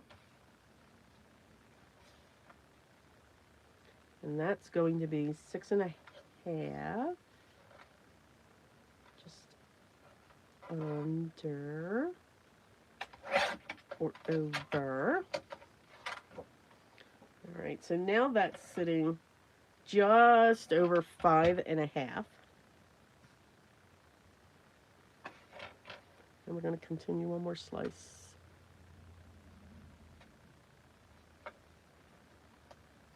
Because I want that to go to 5.5.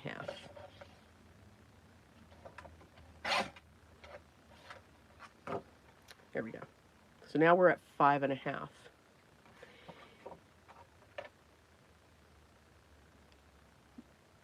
So 5.5, I'm looking at to saying, okay, that's going to be 1.5 inches on each side. So if I take this and take it at 6.5, what I'm going to do is trim this side first. What my objective is to hold the image. I want to hold the image. That will not hold the image, but that will.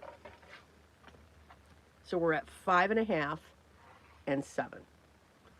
And I'm okay with that. Now I could also trim this down too to make it even.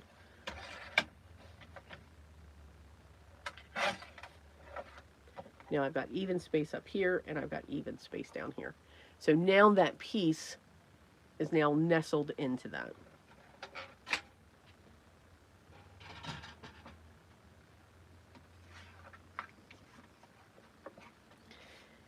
So now we can have fun with our matting. So here's my 7x7 card base, and here's both of them.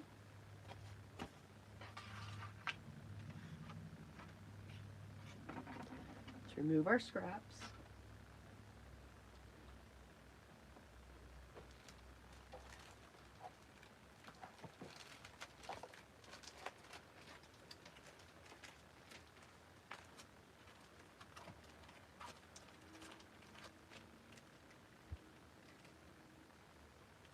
Still going to dig into that one.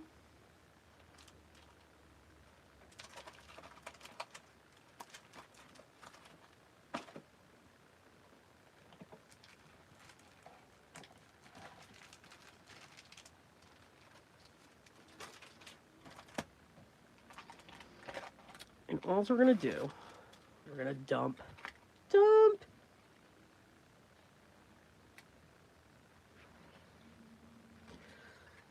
We are going to create, oh, that's funny, our border. And it doesn't have to be a solid border, but we're just going to create a border.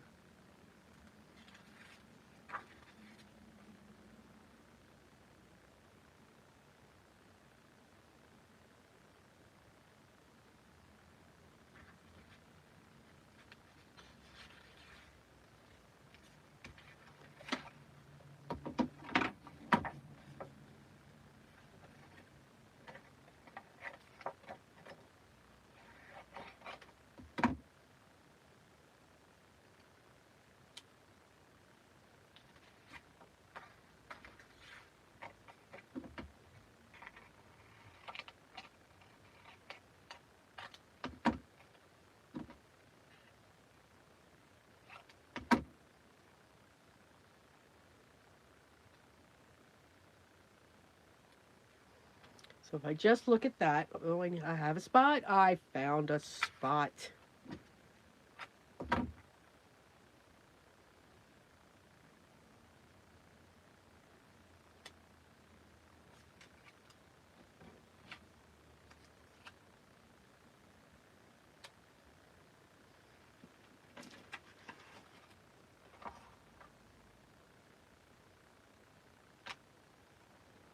So we have that.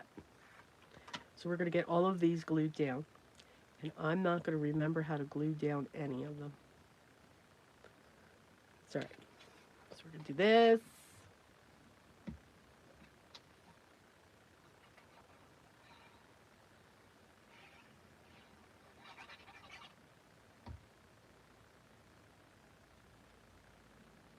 And we're going to go edge to edge.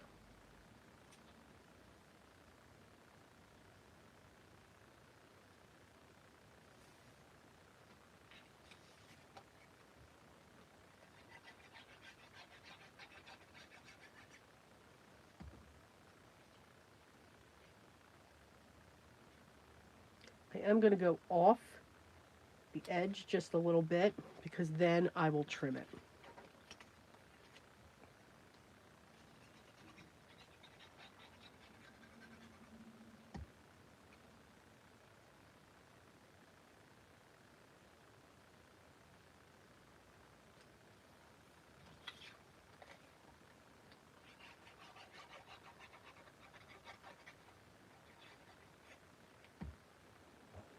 So using a 7x7 card base, again, for me, it's about the real estate.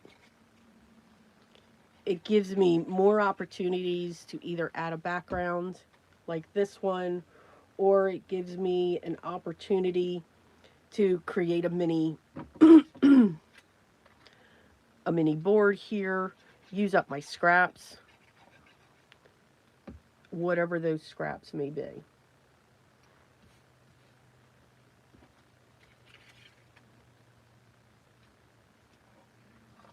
Now, I'm going to open the card, and then I'm going to trim away.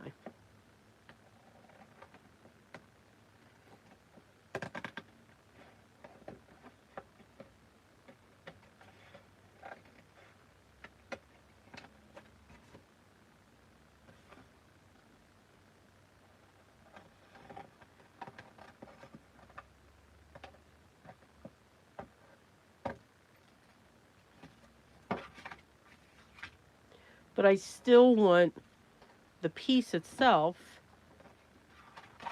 to pop. When I put it there, it does. It's got the cream background. It's got what it needs. However, I think it needs to be elevated.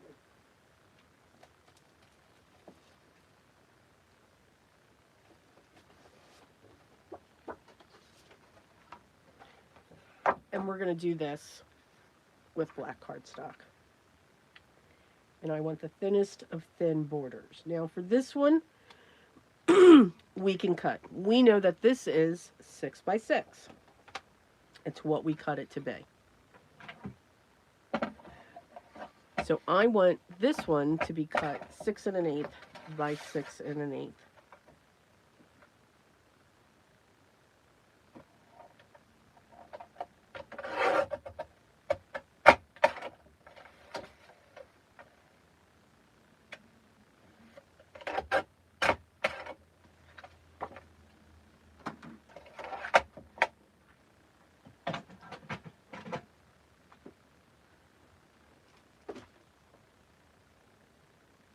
I am going to use my 2-inch foam tape because even though it was taped, it's warped.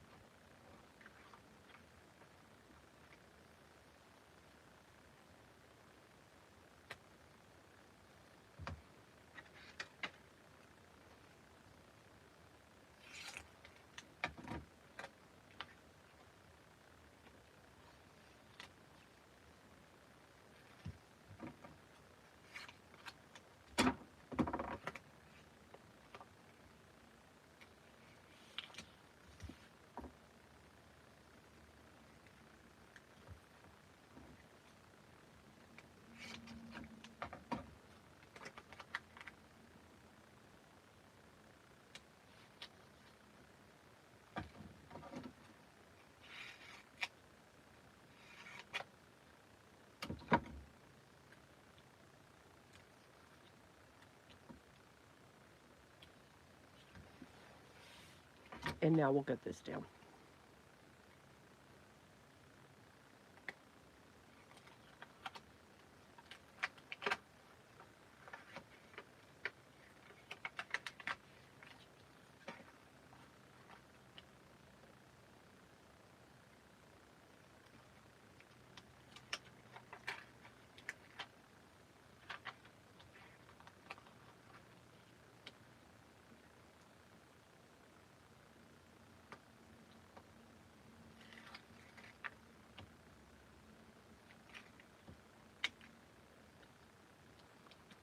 Very sticky tape. I love this tape though. All right. Let me get this down. Now, I hope. Get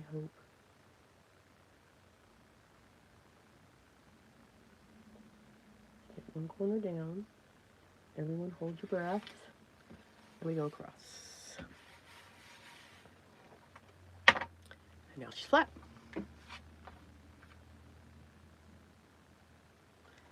So now that really comes out. But you can still see what's going on behind it. So, great way. Create a border with your scraps.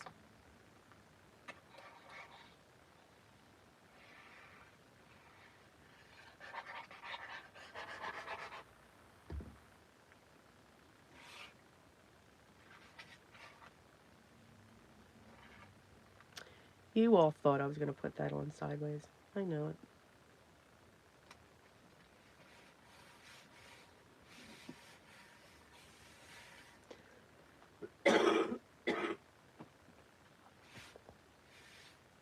All right, one down. Let's do our second one.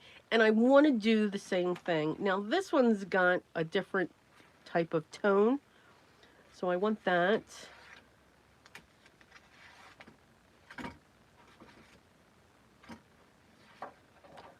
I want that. I'm still working off the one pad with my scraps. That is way too bright. Nope.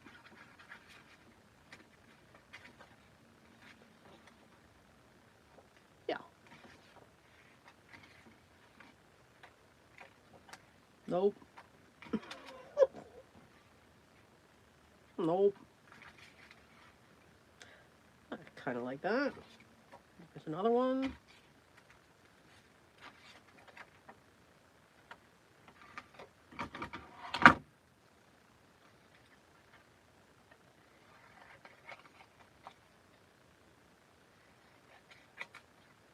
I want that.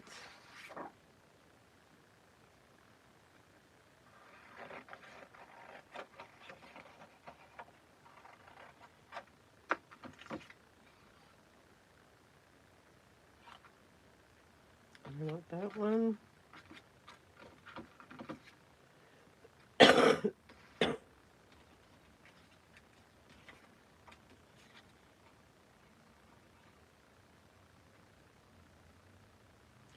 And remember, we're working off of the two sides on this one.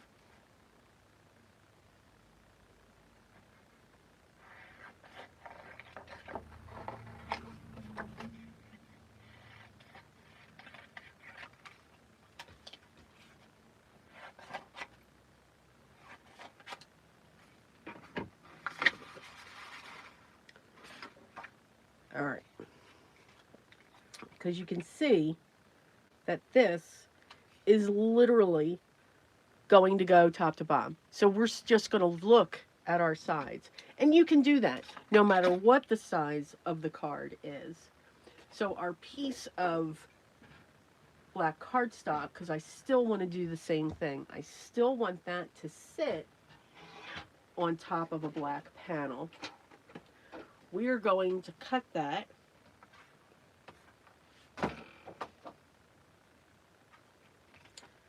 7 by 5 3/4.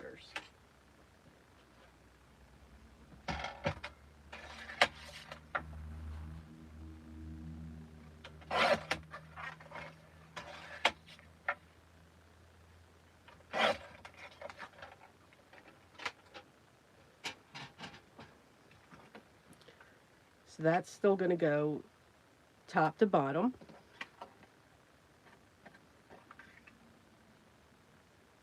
And then we're just going to have this thin border of this stuff. And we're going to use the same thing.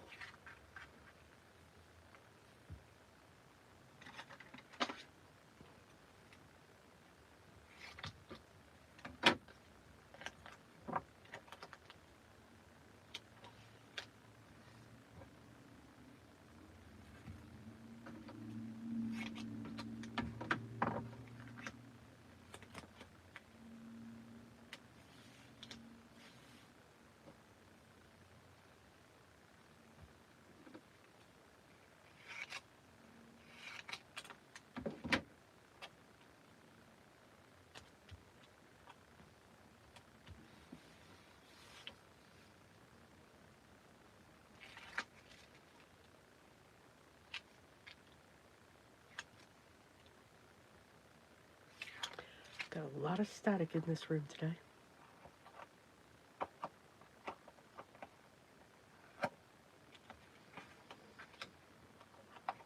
And same thing.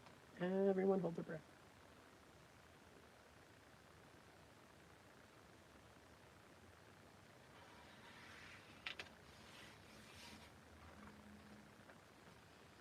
Not bad. We're going to trim that side.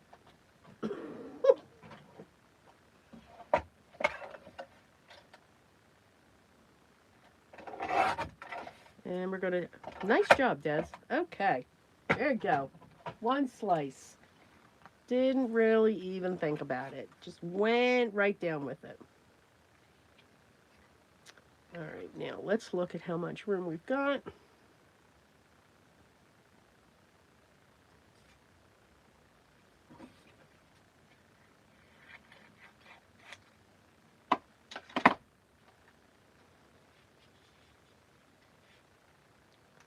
I think I'm going to have that. And I'm going to have that one. And then I think, actually,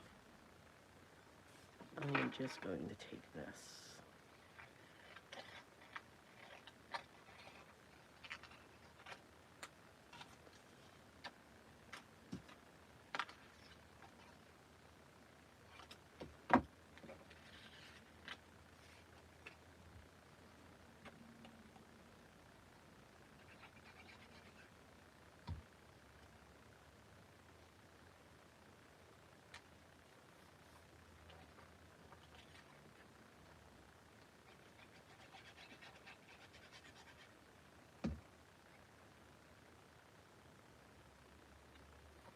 And again, we're going to do the same thing. We are going to trim off the overhang.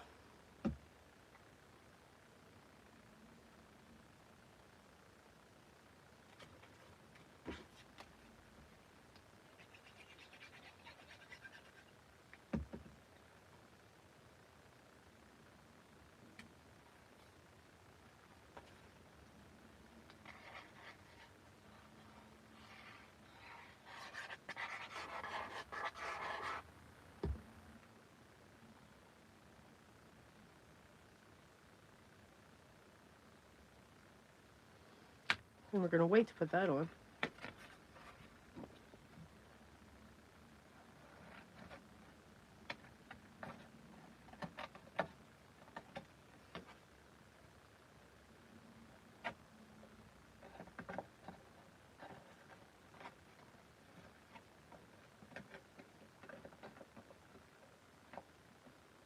Come on, come up on it.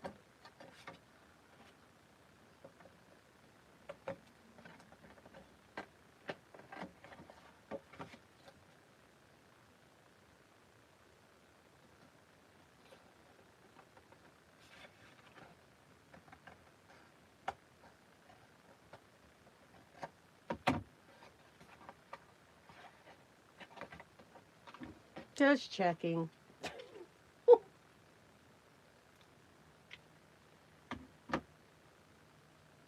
Hey, Linda.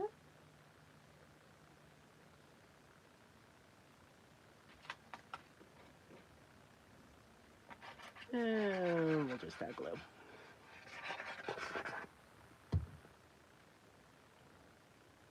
Now we can center that.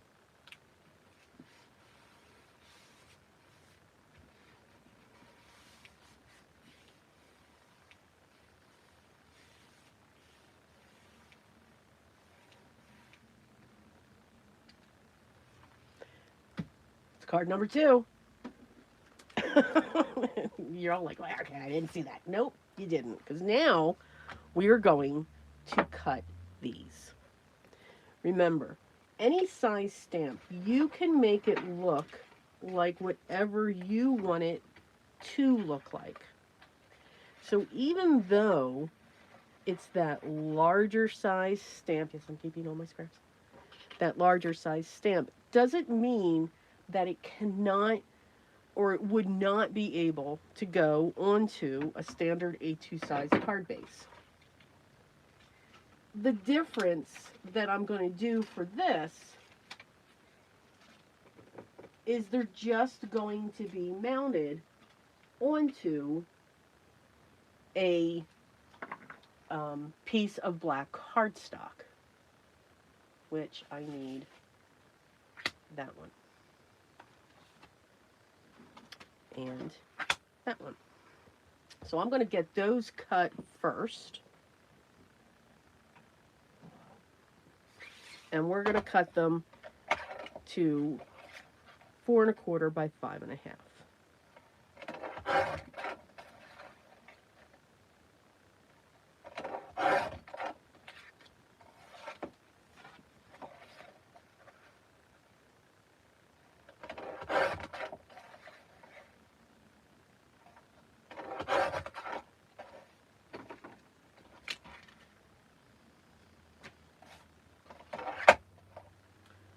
So there's a pen.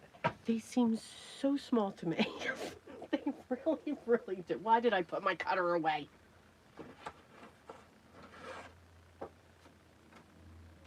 Now I've got to find my card bases.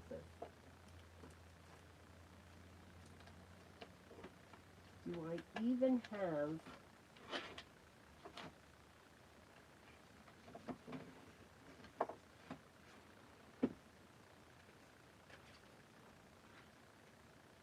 Mm-hmm. Mm-hmm. Mm-hmm. Mm-hmm. All right. We know what these are cut to. But now we need to know what this is going to get cut to. Now, I know this is going to stress. It's going to stress. Because if we look at this,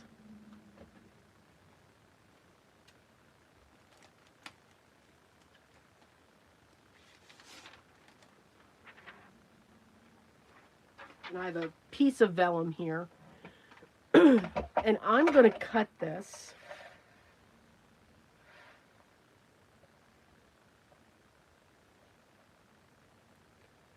to 5 3/8 by 4 1/8 on the straight side.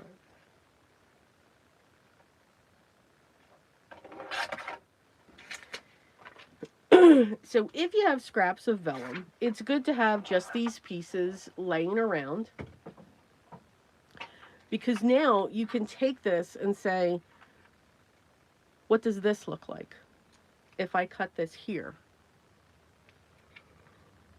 What does this look like if I cut this here? How about if I cut this here and create a landscape card? Or what if I take it off this corner here? You get to see what that image looks like. If this piece was not here, I would then move this down a little bit and let this rose come up from the corner. The thing is, you've got this piece that comes out. So I am going to cut it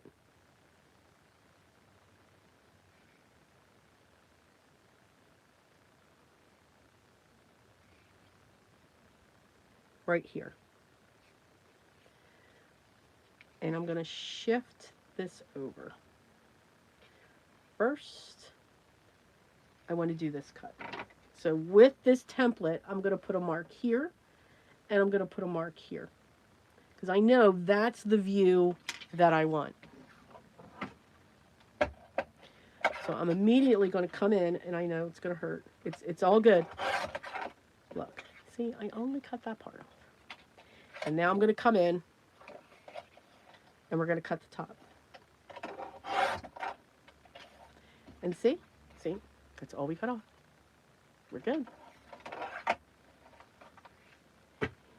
Now we can take this same viewer and say, okay, where do I want to go over?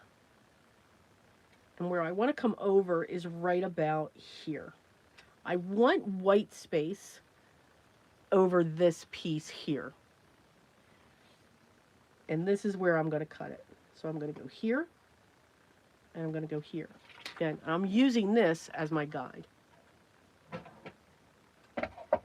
And we're going to do the same thing. We're going to bring it over, cut. And then we're going to flip it around. And this should make me, yep, I'm right at the 4 1/8 inch mark.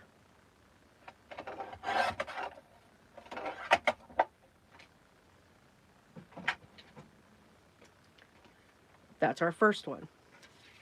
Now let's look at this one. This one's going to be a little trickier because it is bigger than the rose. So again, we're going to look at, no, we kind of just have this thing hanging down.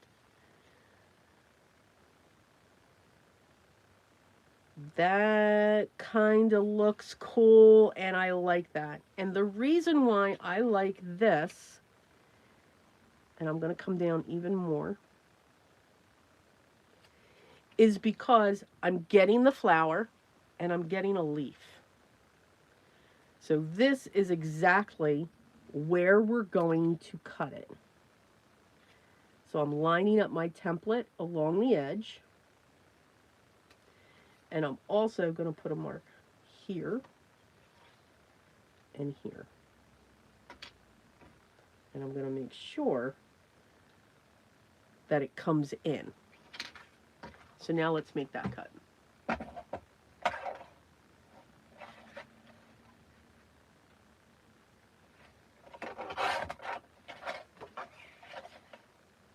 So always do your tops and your bottoms first.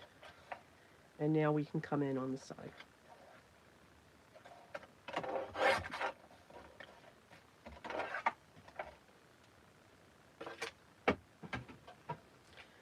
And there you go.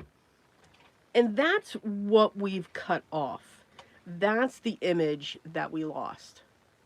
Just that small piece. And then for the rose, it's this and that piece. So we lost a little bit more from the peony, but not too much from the rose. And again, piece of vellum, you're able to see, to move it around, what you want to keep within your card. So it is very possible to take those large images and just have that focal point be the main part. Now again, you may still be that, nope, don't like big stamps, but maybe you got a mystery bag, or excuse me, maybe it was a free gift, but you like the stamp and you're just not sure. Those are the things that you can do with it, or what you can do with it. Use them in your journals, use them on a scrapbook layout, make a larger size card, or take the time to have fun with the image. Very strong tape. And then just cut it back.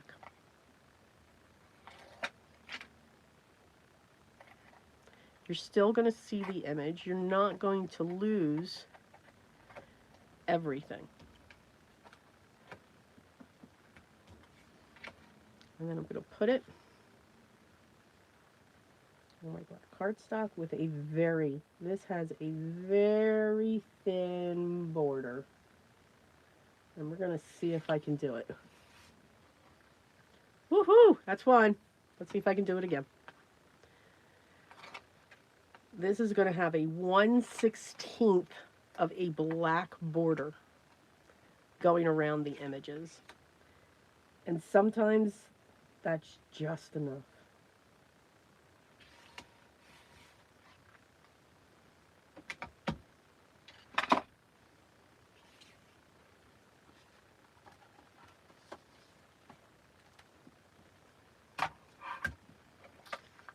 I've got my panels. We're going to score. And they're almost scored at the wrong spot. Mm-mm-mm.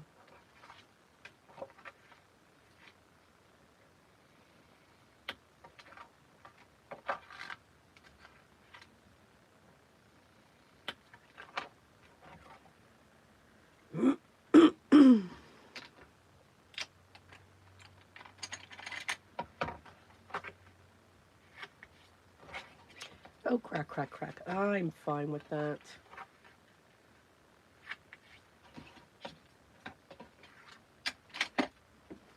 So now when we put this on our card base, that's the image that you're going to see. You're going to see that large image just jump off. But you can do it for an A2 size card.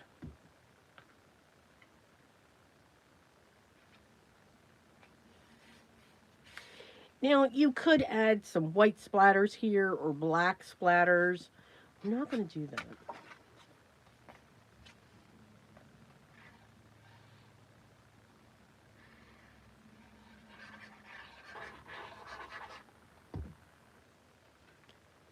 What I am going to do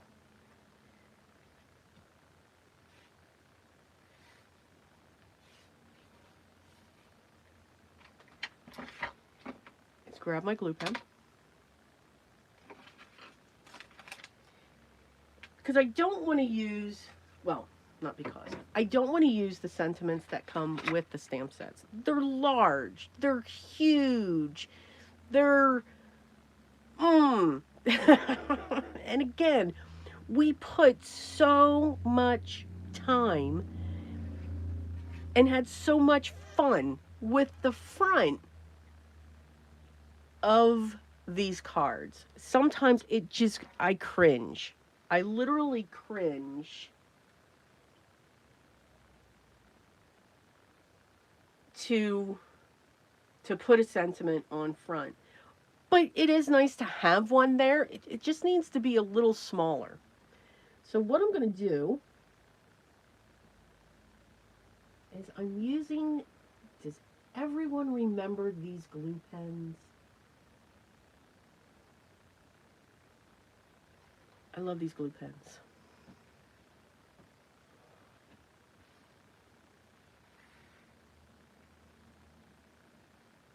And I'm going to write my own sentiment.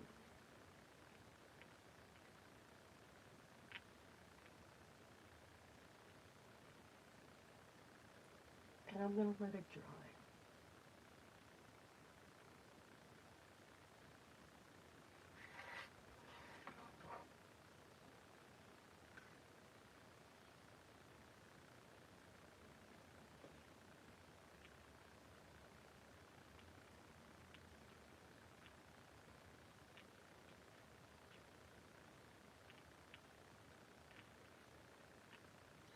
And I'm going to keep my fingers crossed that I spell these words correctly.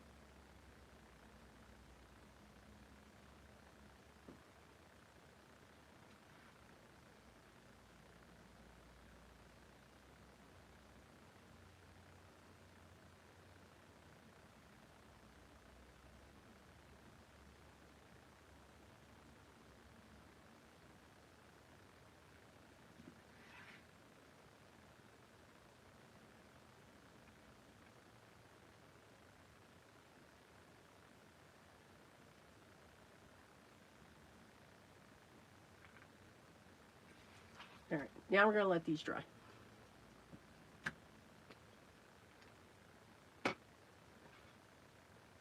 Now I forget where I put this. Ah, found it.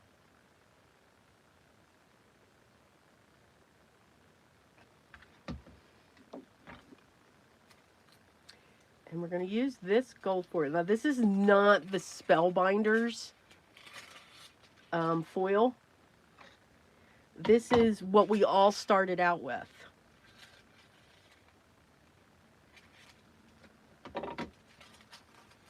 And let's see if this works.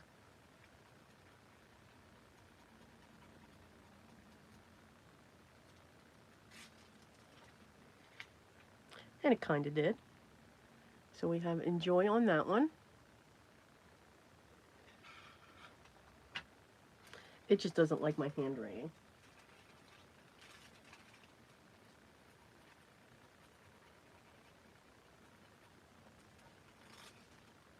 Oh, that one didn't like that one at all. At all.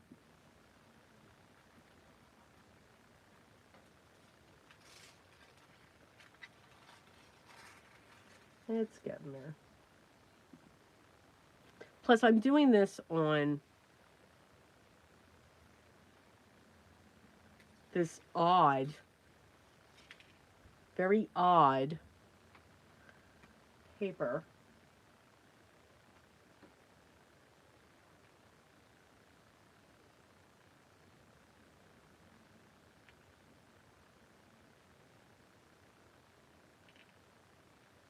I'm just going to go back a little.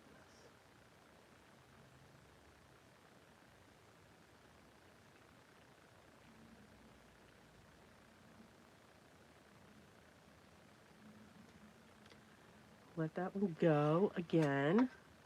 This one went well. That one again. Let's see if this one works. Could be the foil too. Where did I put this one? Here.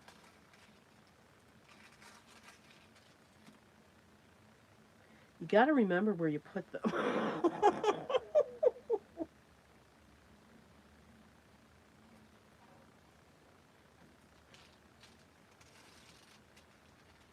Well, that one didn't like that one either. Again, I think it's the paper.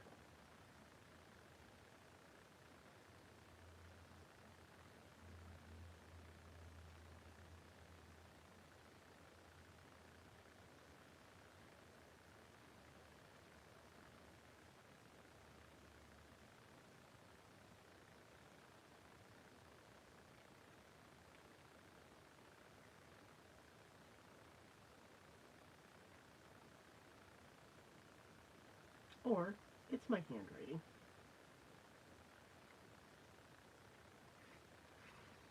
I'll let that one dry. Let's see if this one works. I think what I'm going to do is I'm going to go over it again real quick.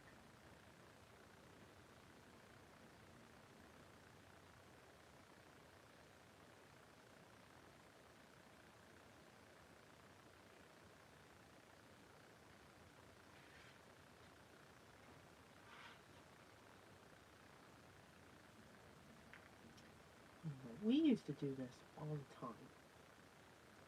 And I think it's a great way for someone, maybe they don't want to have all the stash, they don't want to have all the bits and the pieces. Well, most of us still write.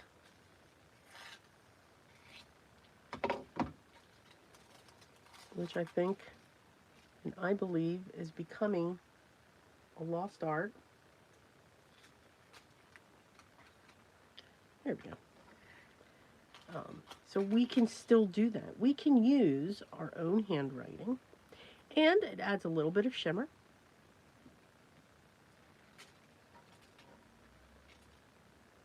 Keeps it grungy.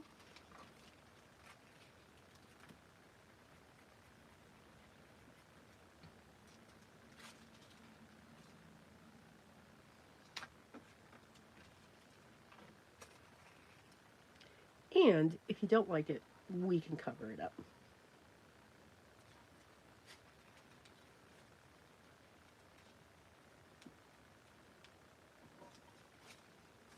Oh my, what did that do?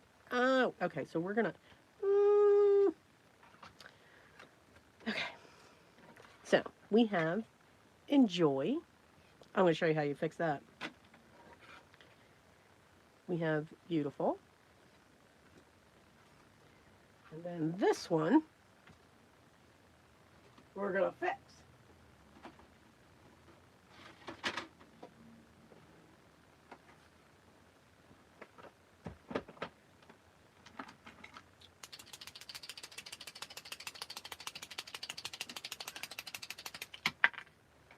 It's an awesome sound, right?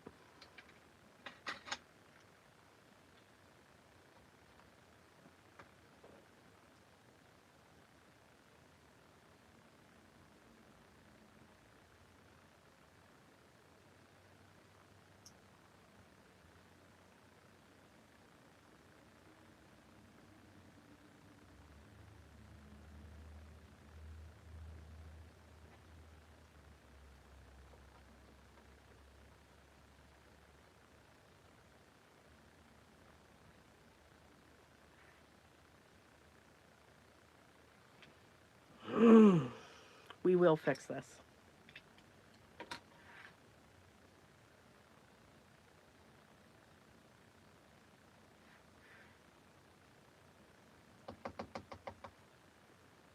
So we're gonna go back to our scraps because yeah, that's just gonna get on my nerves. It's just gonna do it.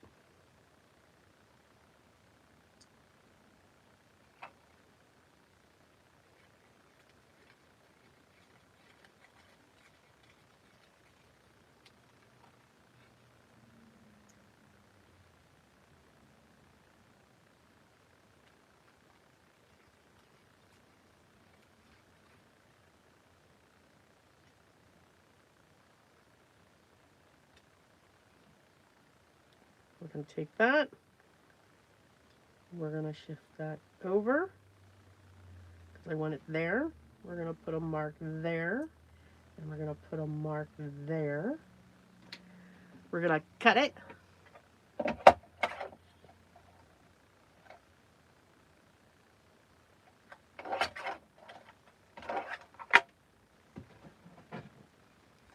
And because it's glue, it's gonna stick.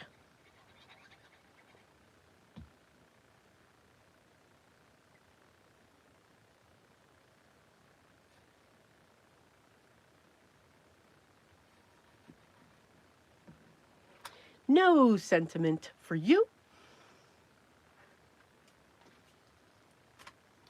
And for this, we're gonna do the same thing. We're gonna pull in pieces.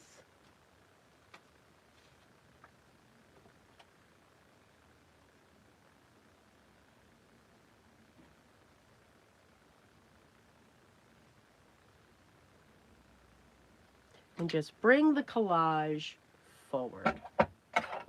See how easy that is? Uh-huh, uh-huh. It can always work.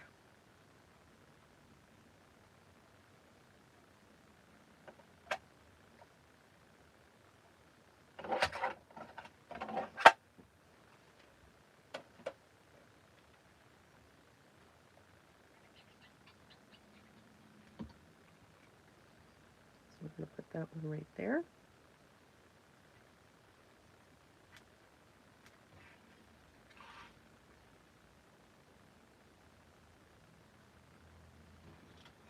I need that to be a little longer.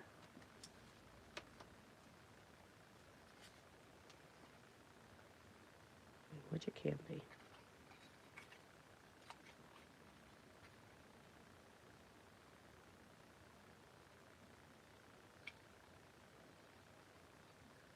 Let's line that up.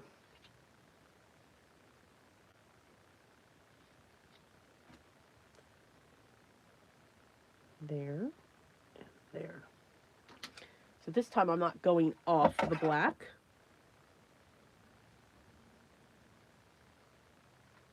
Oh, where'd the other one go?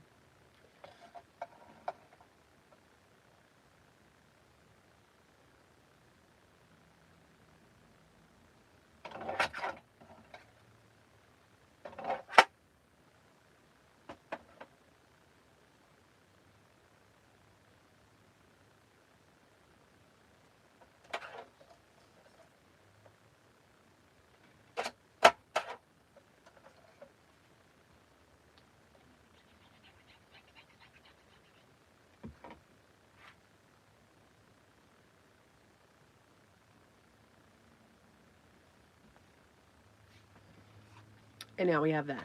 Now you can also take,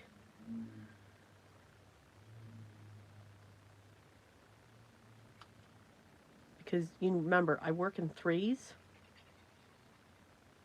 or odd numbers.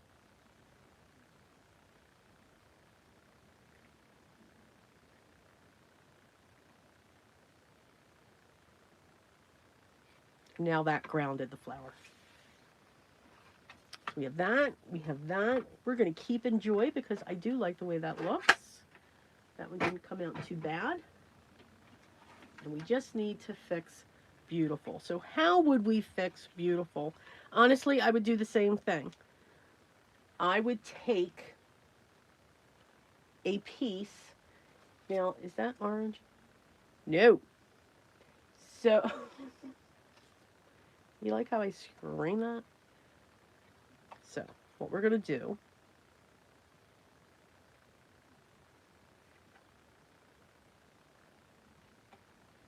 I'm going to cut that, something sticky on my table.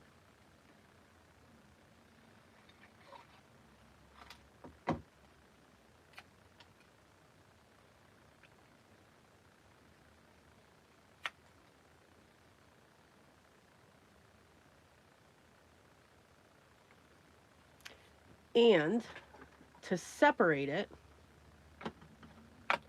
we're going to use scorched timber, which is a very dark brown, of course. So that's why I don't want to pull Vintage Photo into this, but I do want it to be a brown.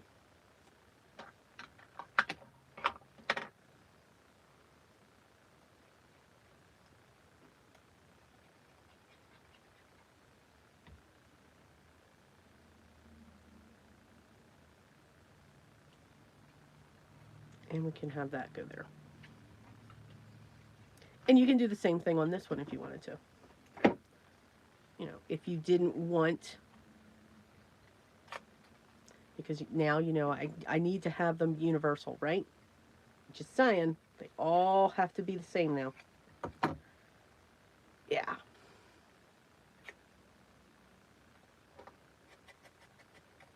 Same thing, scorched timber.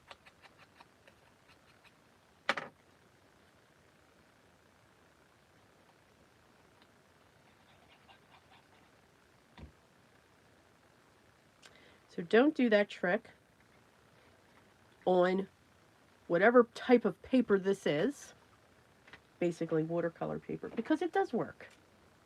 Where is that?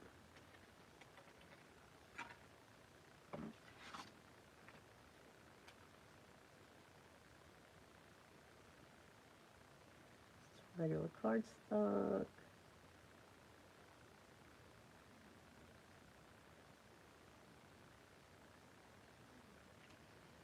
Because I'm going to show you it works.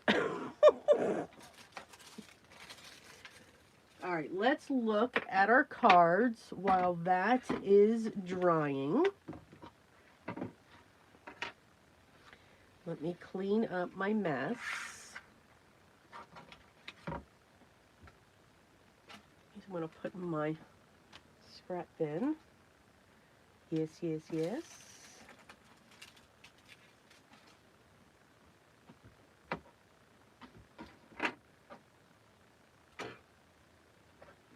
All right, so we did 4 cards. And again, the main focus was not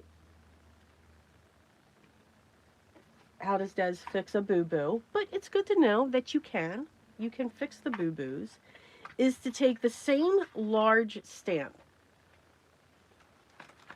If you have them in your stash, or a larger size stamp, and these are the 2 stamp sets that I used.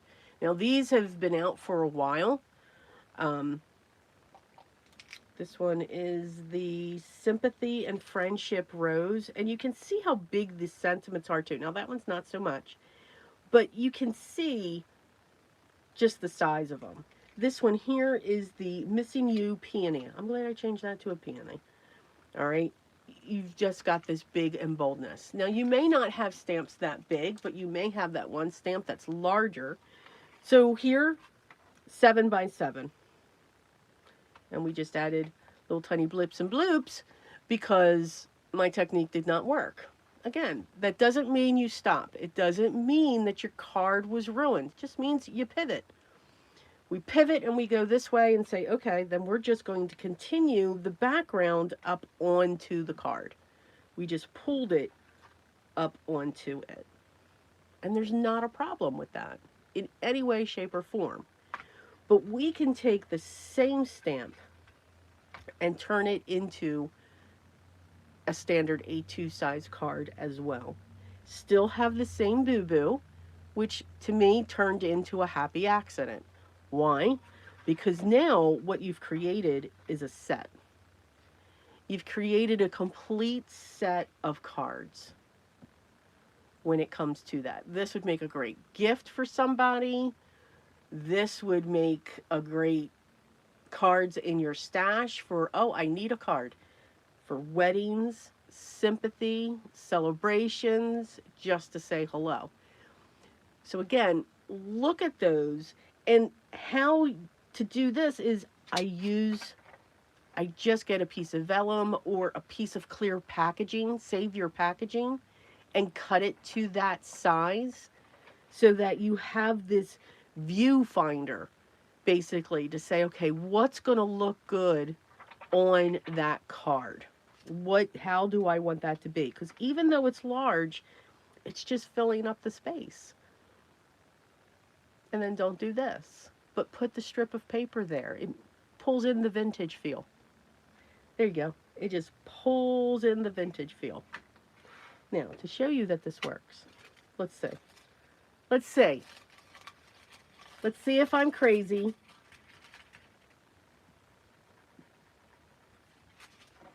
See, it works. It really does. Only on cardstock, though. Cardstock. Because I'm sure if I wrote my name,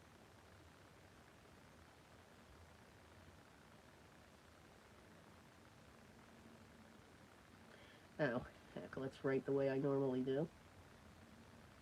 This just doesn't like, I have to write slow.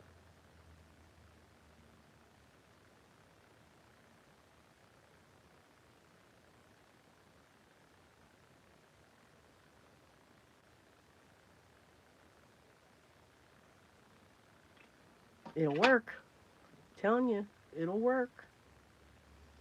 All right, so I hope you guys enjoyed that. Oh, thank you guys. And again, just look at those larger. Now again, you may not have these, but you may have that stamp. Like, aha, this is really big. I know Simon Says comes out with a lot of those long stamps, especially if they were in the kit. Again, you can break them up.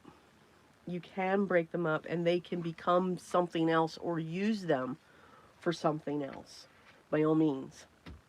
So yesterday I had a ball. I spent the day with my sister. I did. I hope you guys had a good weekend as well. Of course, we're getting ready for another severe storm to come through, but that's okay. It's the time of year. We will all be fine. But I wanted to show you a tangle project that I did. So it was actually a stitching thing that we went to. My sister stitches. I do as well. I wasn't in the mood. So there's a gift that I have to make for my husband. So this is the start of it. So it is the letter. So we got lots of things going on here. So I thought it was cool. And then I started the border as well. So the border is going to overlap. It's going to go underneath and all of that fun stuff. So, and yes, that's the letter J. It's for somebody's last name. So, yeah. So lots of, I got to add details to this. I got to add details into this. I'm going to add details in the chain here. Details in the Huggins. These are my fans that are coming through. So yeah, and it was funny. So I was doing this, and a couple of the ladies, they were standing behind me, and I didn't realize they were standing behind me. Now see, I'm going to show you this again. I'm telling you, it works. Um, so when I went to look up, that's when they spoke. See, it works. So only do that trick on cardstock and then take it to your card. Just write slow. Yeah, it doesn't like my writing. It kind of goes bleh. I have no idea what you're writing there. So it does work. So if you don't want to have a lot of sentiments, create your own with your handwriting, by all means. And if you don't want to do this technique because you saw the frustration that I was having, just use a black fine liner. So yeah, so they were asking about it. And they were curious. So I gave them the link to Zentangle and all of that fun stuff. So do your art in front of people. Get them interested. Get them to have fun with it. Don't be shy. Do not be shy. That's what I wanted to say about that. But I also wanted to show you that project. And maybe that's what we'll do in April. I believe it's April 5th. Now, I know it's Easter, April 5th, but I will still be going live on that day. So we will be tangling. Same time and all of that. And trust me, I understand if you go celebrate the holiday, if you celebrate Easter. I'm celebrating with my family on Saturday because it's actually more convenient um, for my nephew because he will work Sunday night. So maybe we'll do some letters. I'll show you about letters and all of that fun stuff if you want. But we will be tangling on that day. On the 12th is when the stamp set will go live. All the new stamp collection that will go live, and that's where I'll have my samples, and we'll make a couple cards. And then we will be going on pre-order on. Hang on. We're going to say the 29th. We are going to go on pre-order. All right, so March 29th. And I'll choose a couple of the stamp sets and we'll make some cards on that day as well. All right, so that are the announcements that I always save until the end.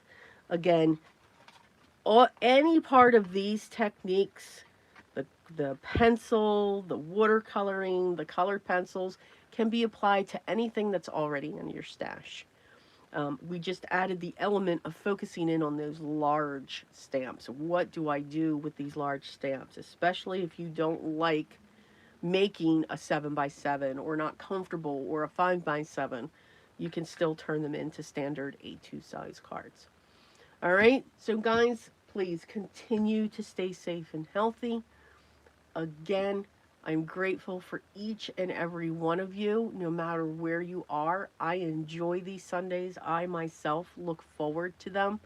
Just watching what you all are chit-chatting about and just having fun, digging into your stash, whether you're sitting back making sourdough bread or whether you're digging into your stash and creating some cards with me. All right, more tutorials are going to be coming out also during the week. I'm going to be starting to download some tutorials that are already pre-recorded. Just remember they were coming from the other one, so if I say something weird about a membership and all that, just ignore that. Just keep going. Just keep going. All right, but I want you to see the technique of what we did, and again, it's all of the videos that were in the community for free. So all of those are going to be coming out soon. One will be coming out this week, so you will be surprised. It has something to do with one of the techniques that we did here. So yeah, there's a little surprise for you. All right, guys, take care. Thank you so much. Continue to stay safe and healthy. I love you all, and I will talk to you next Sunday. Till then, take care. Bye.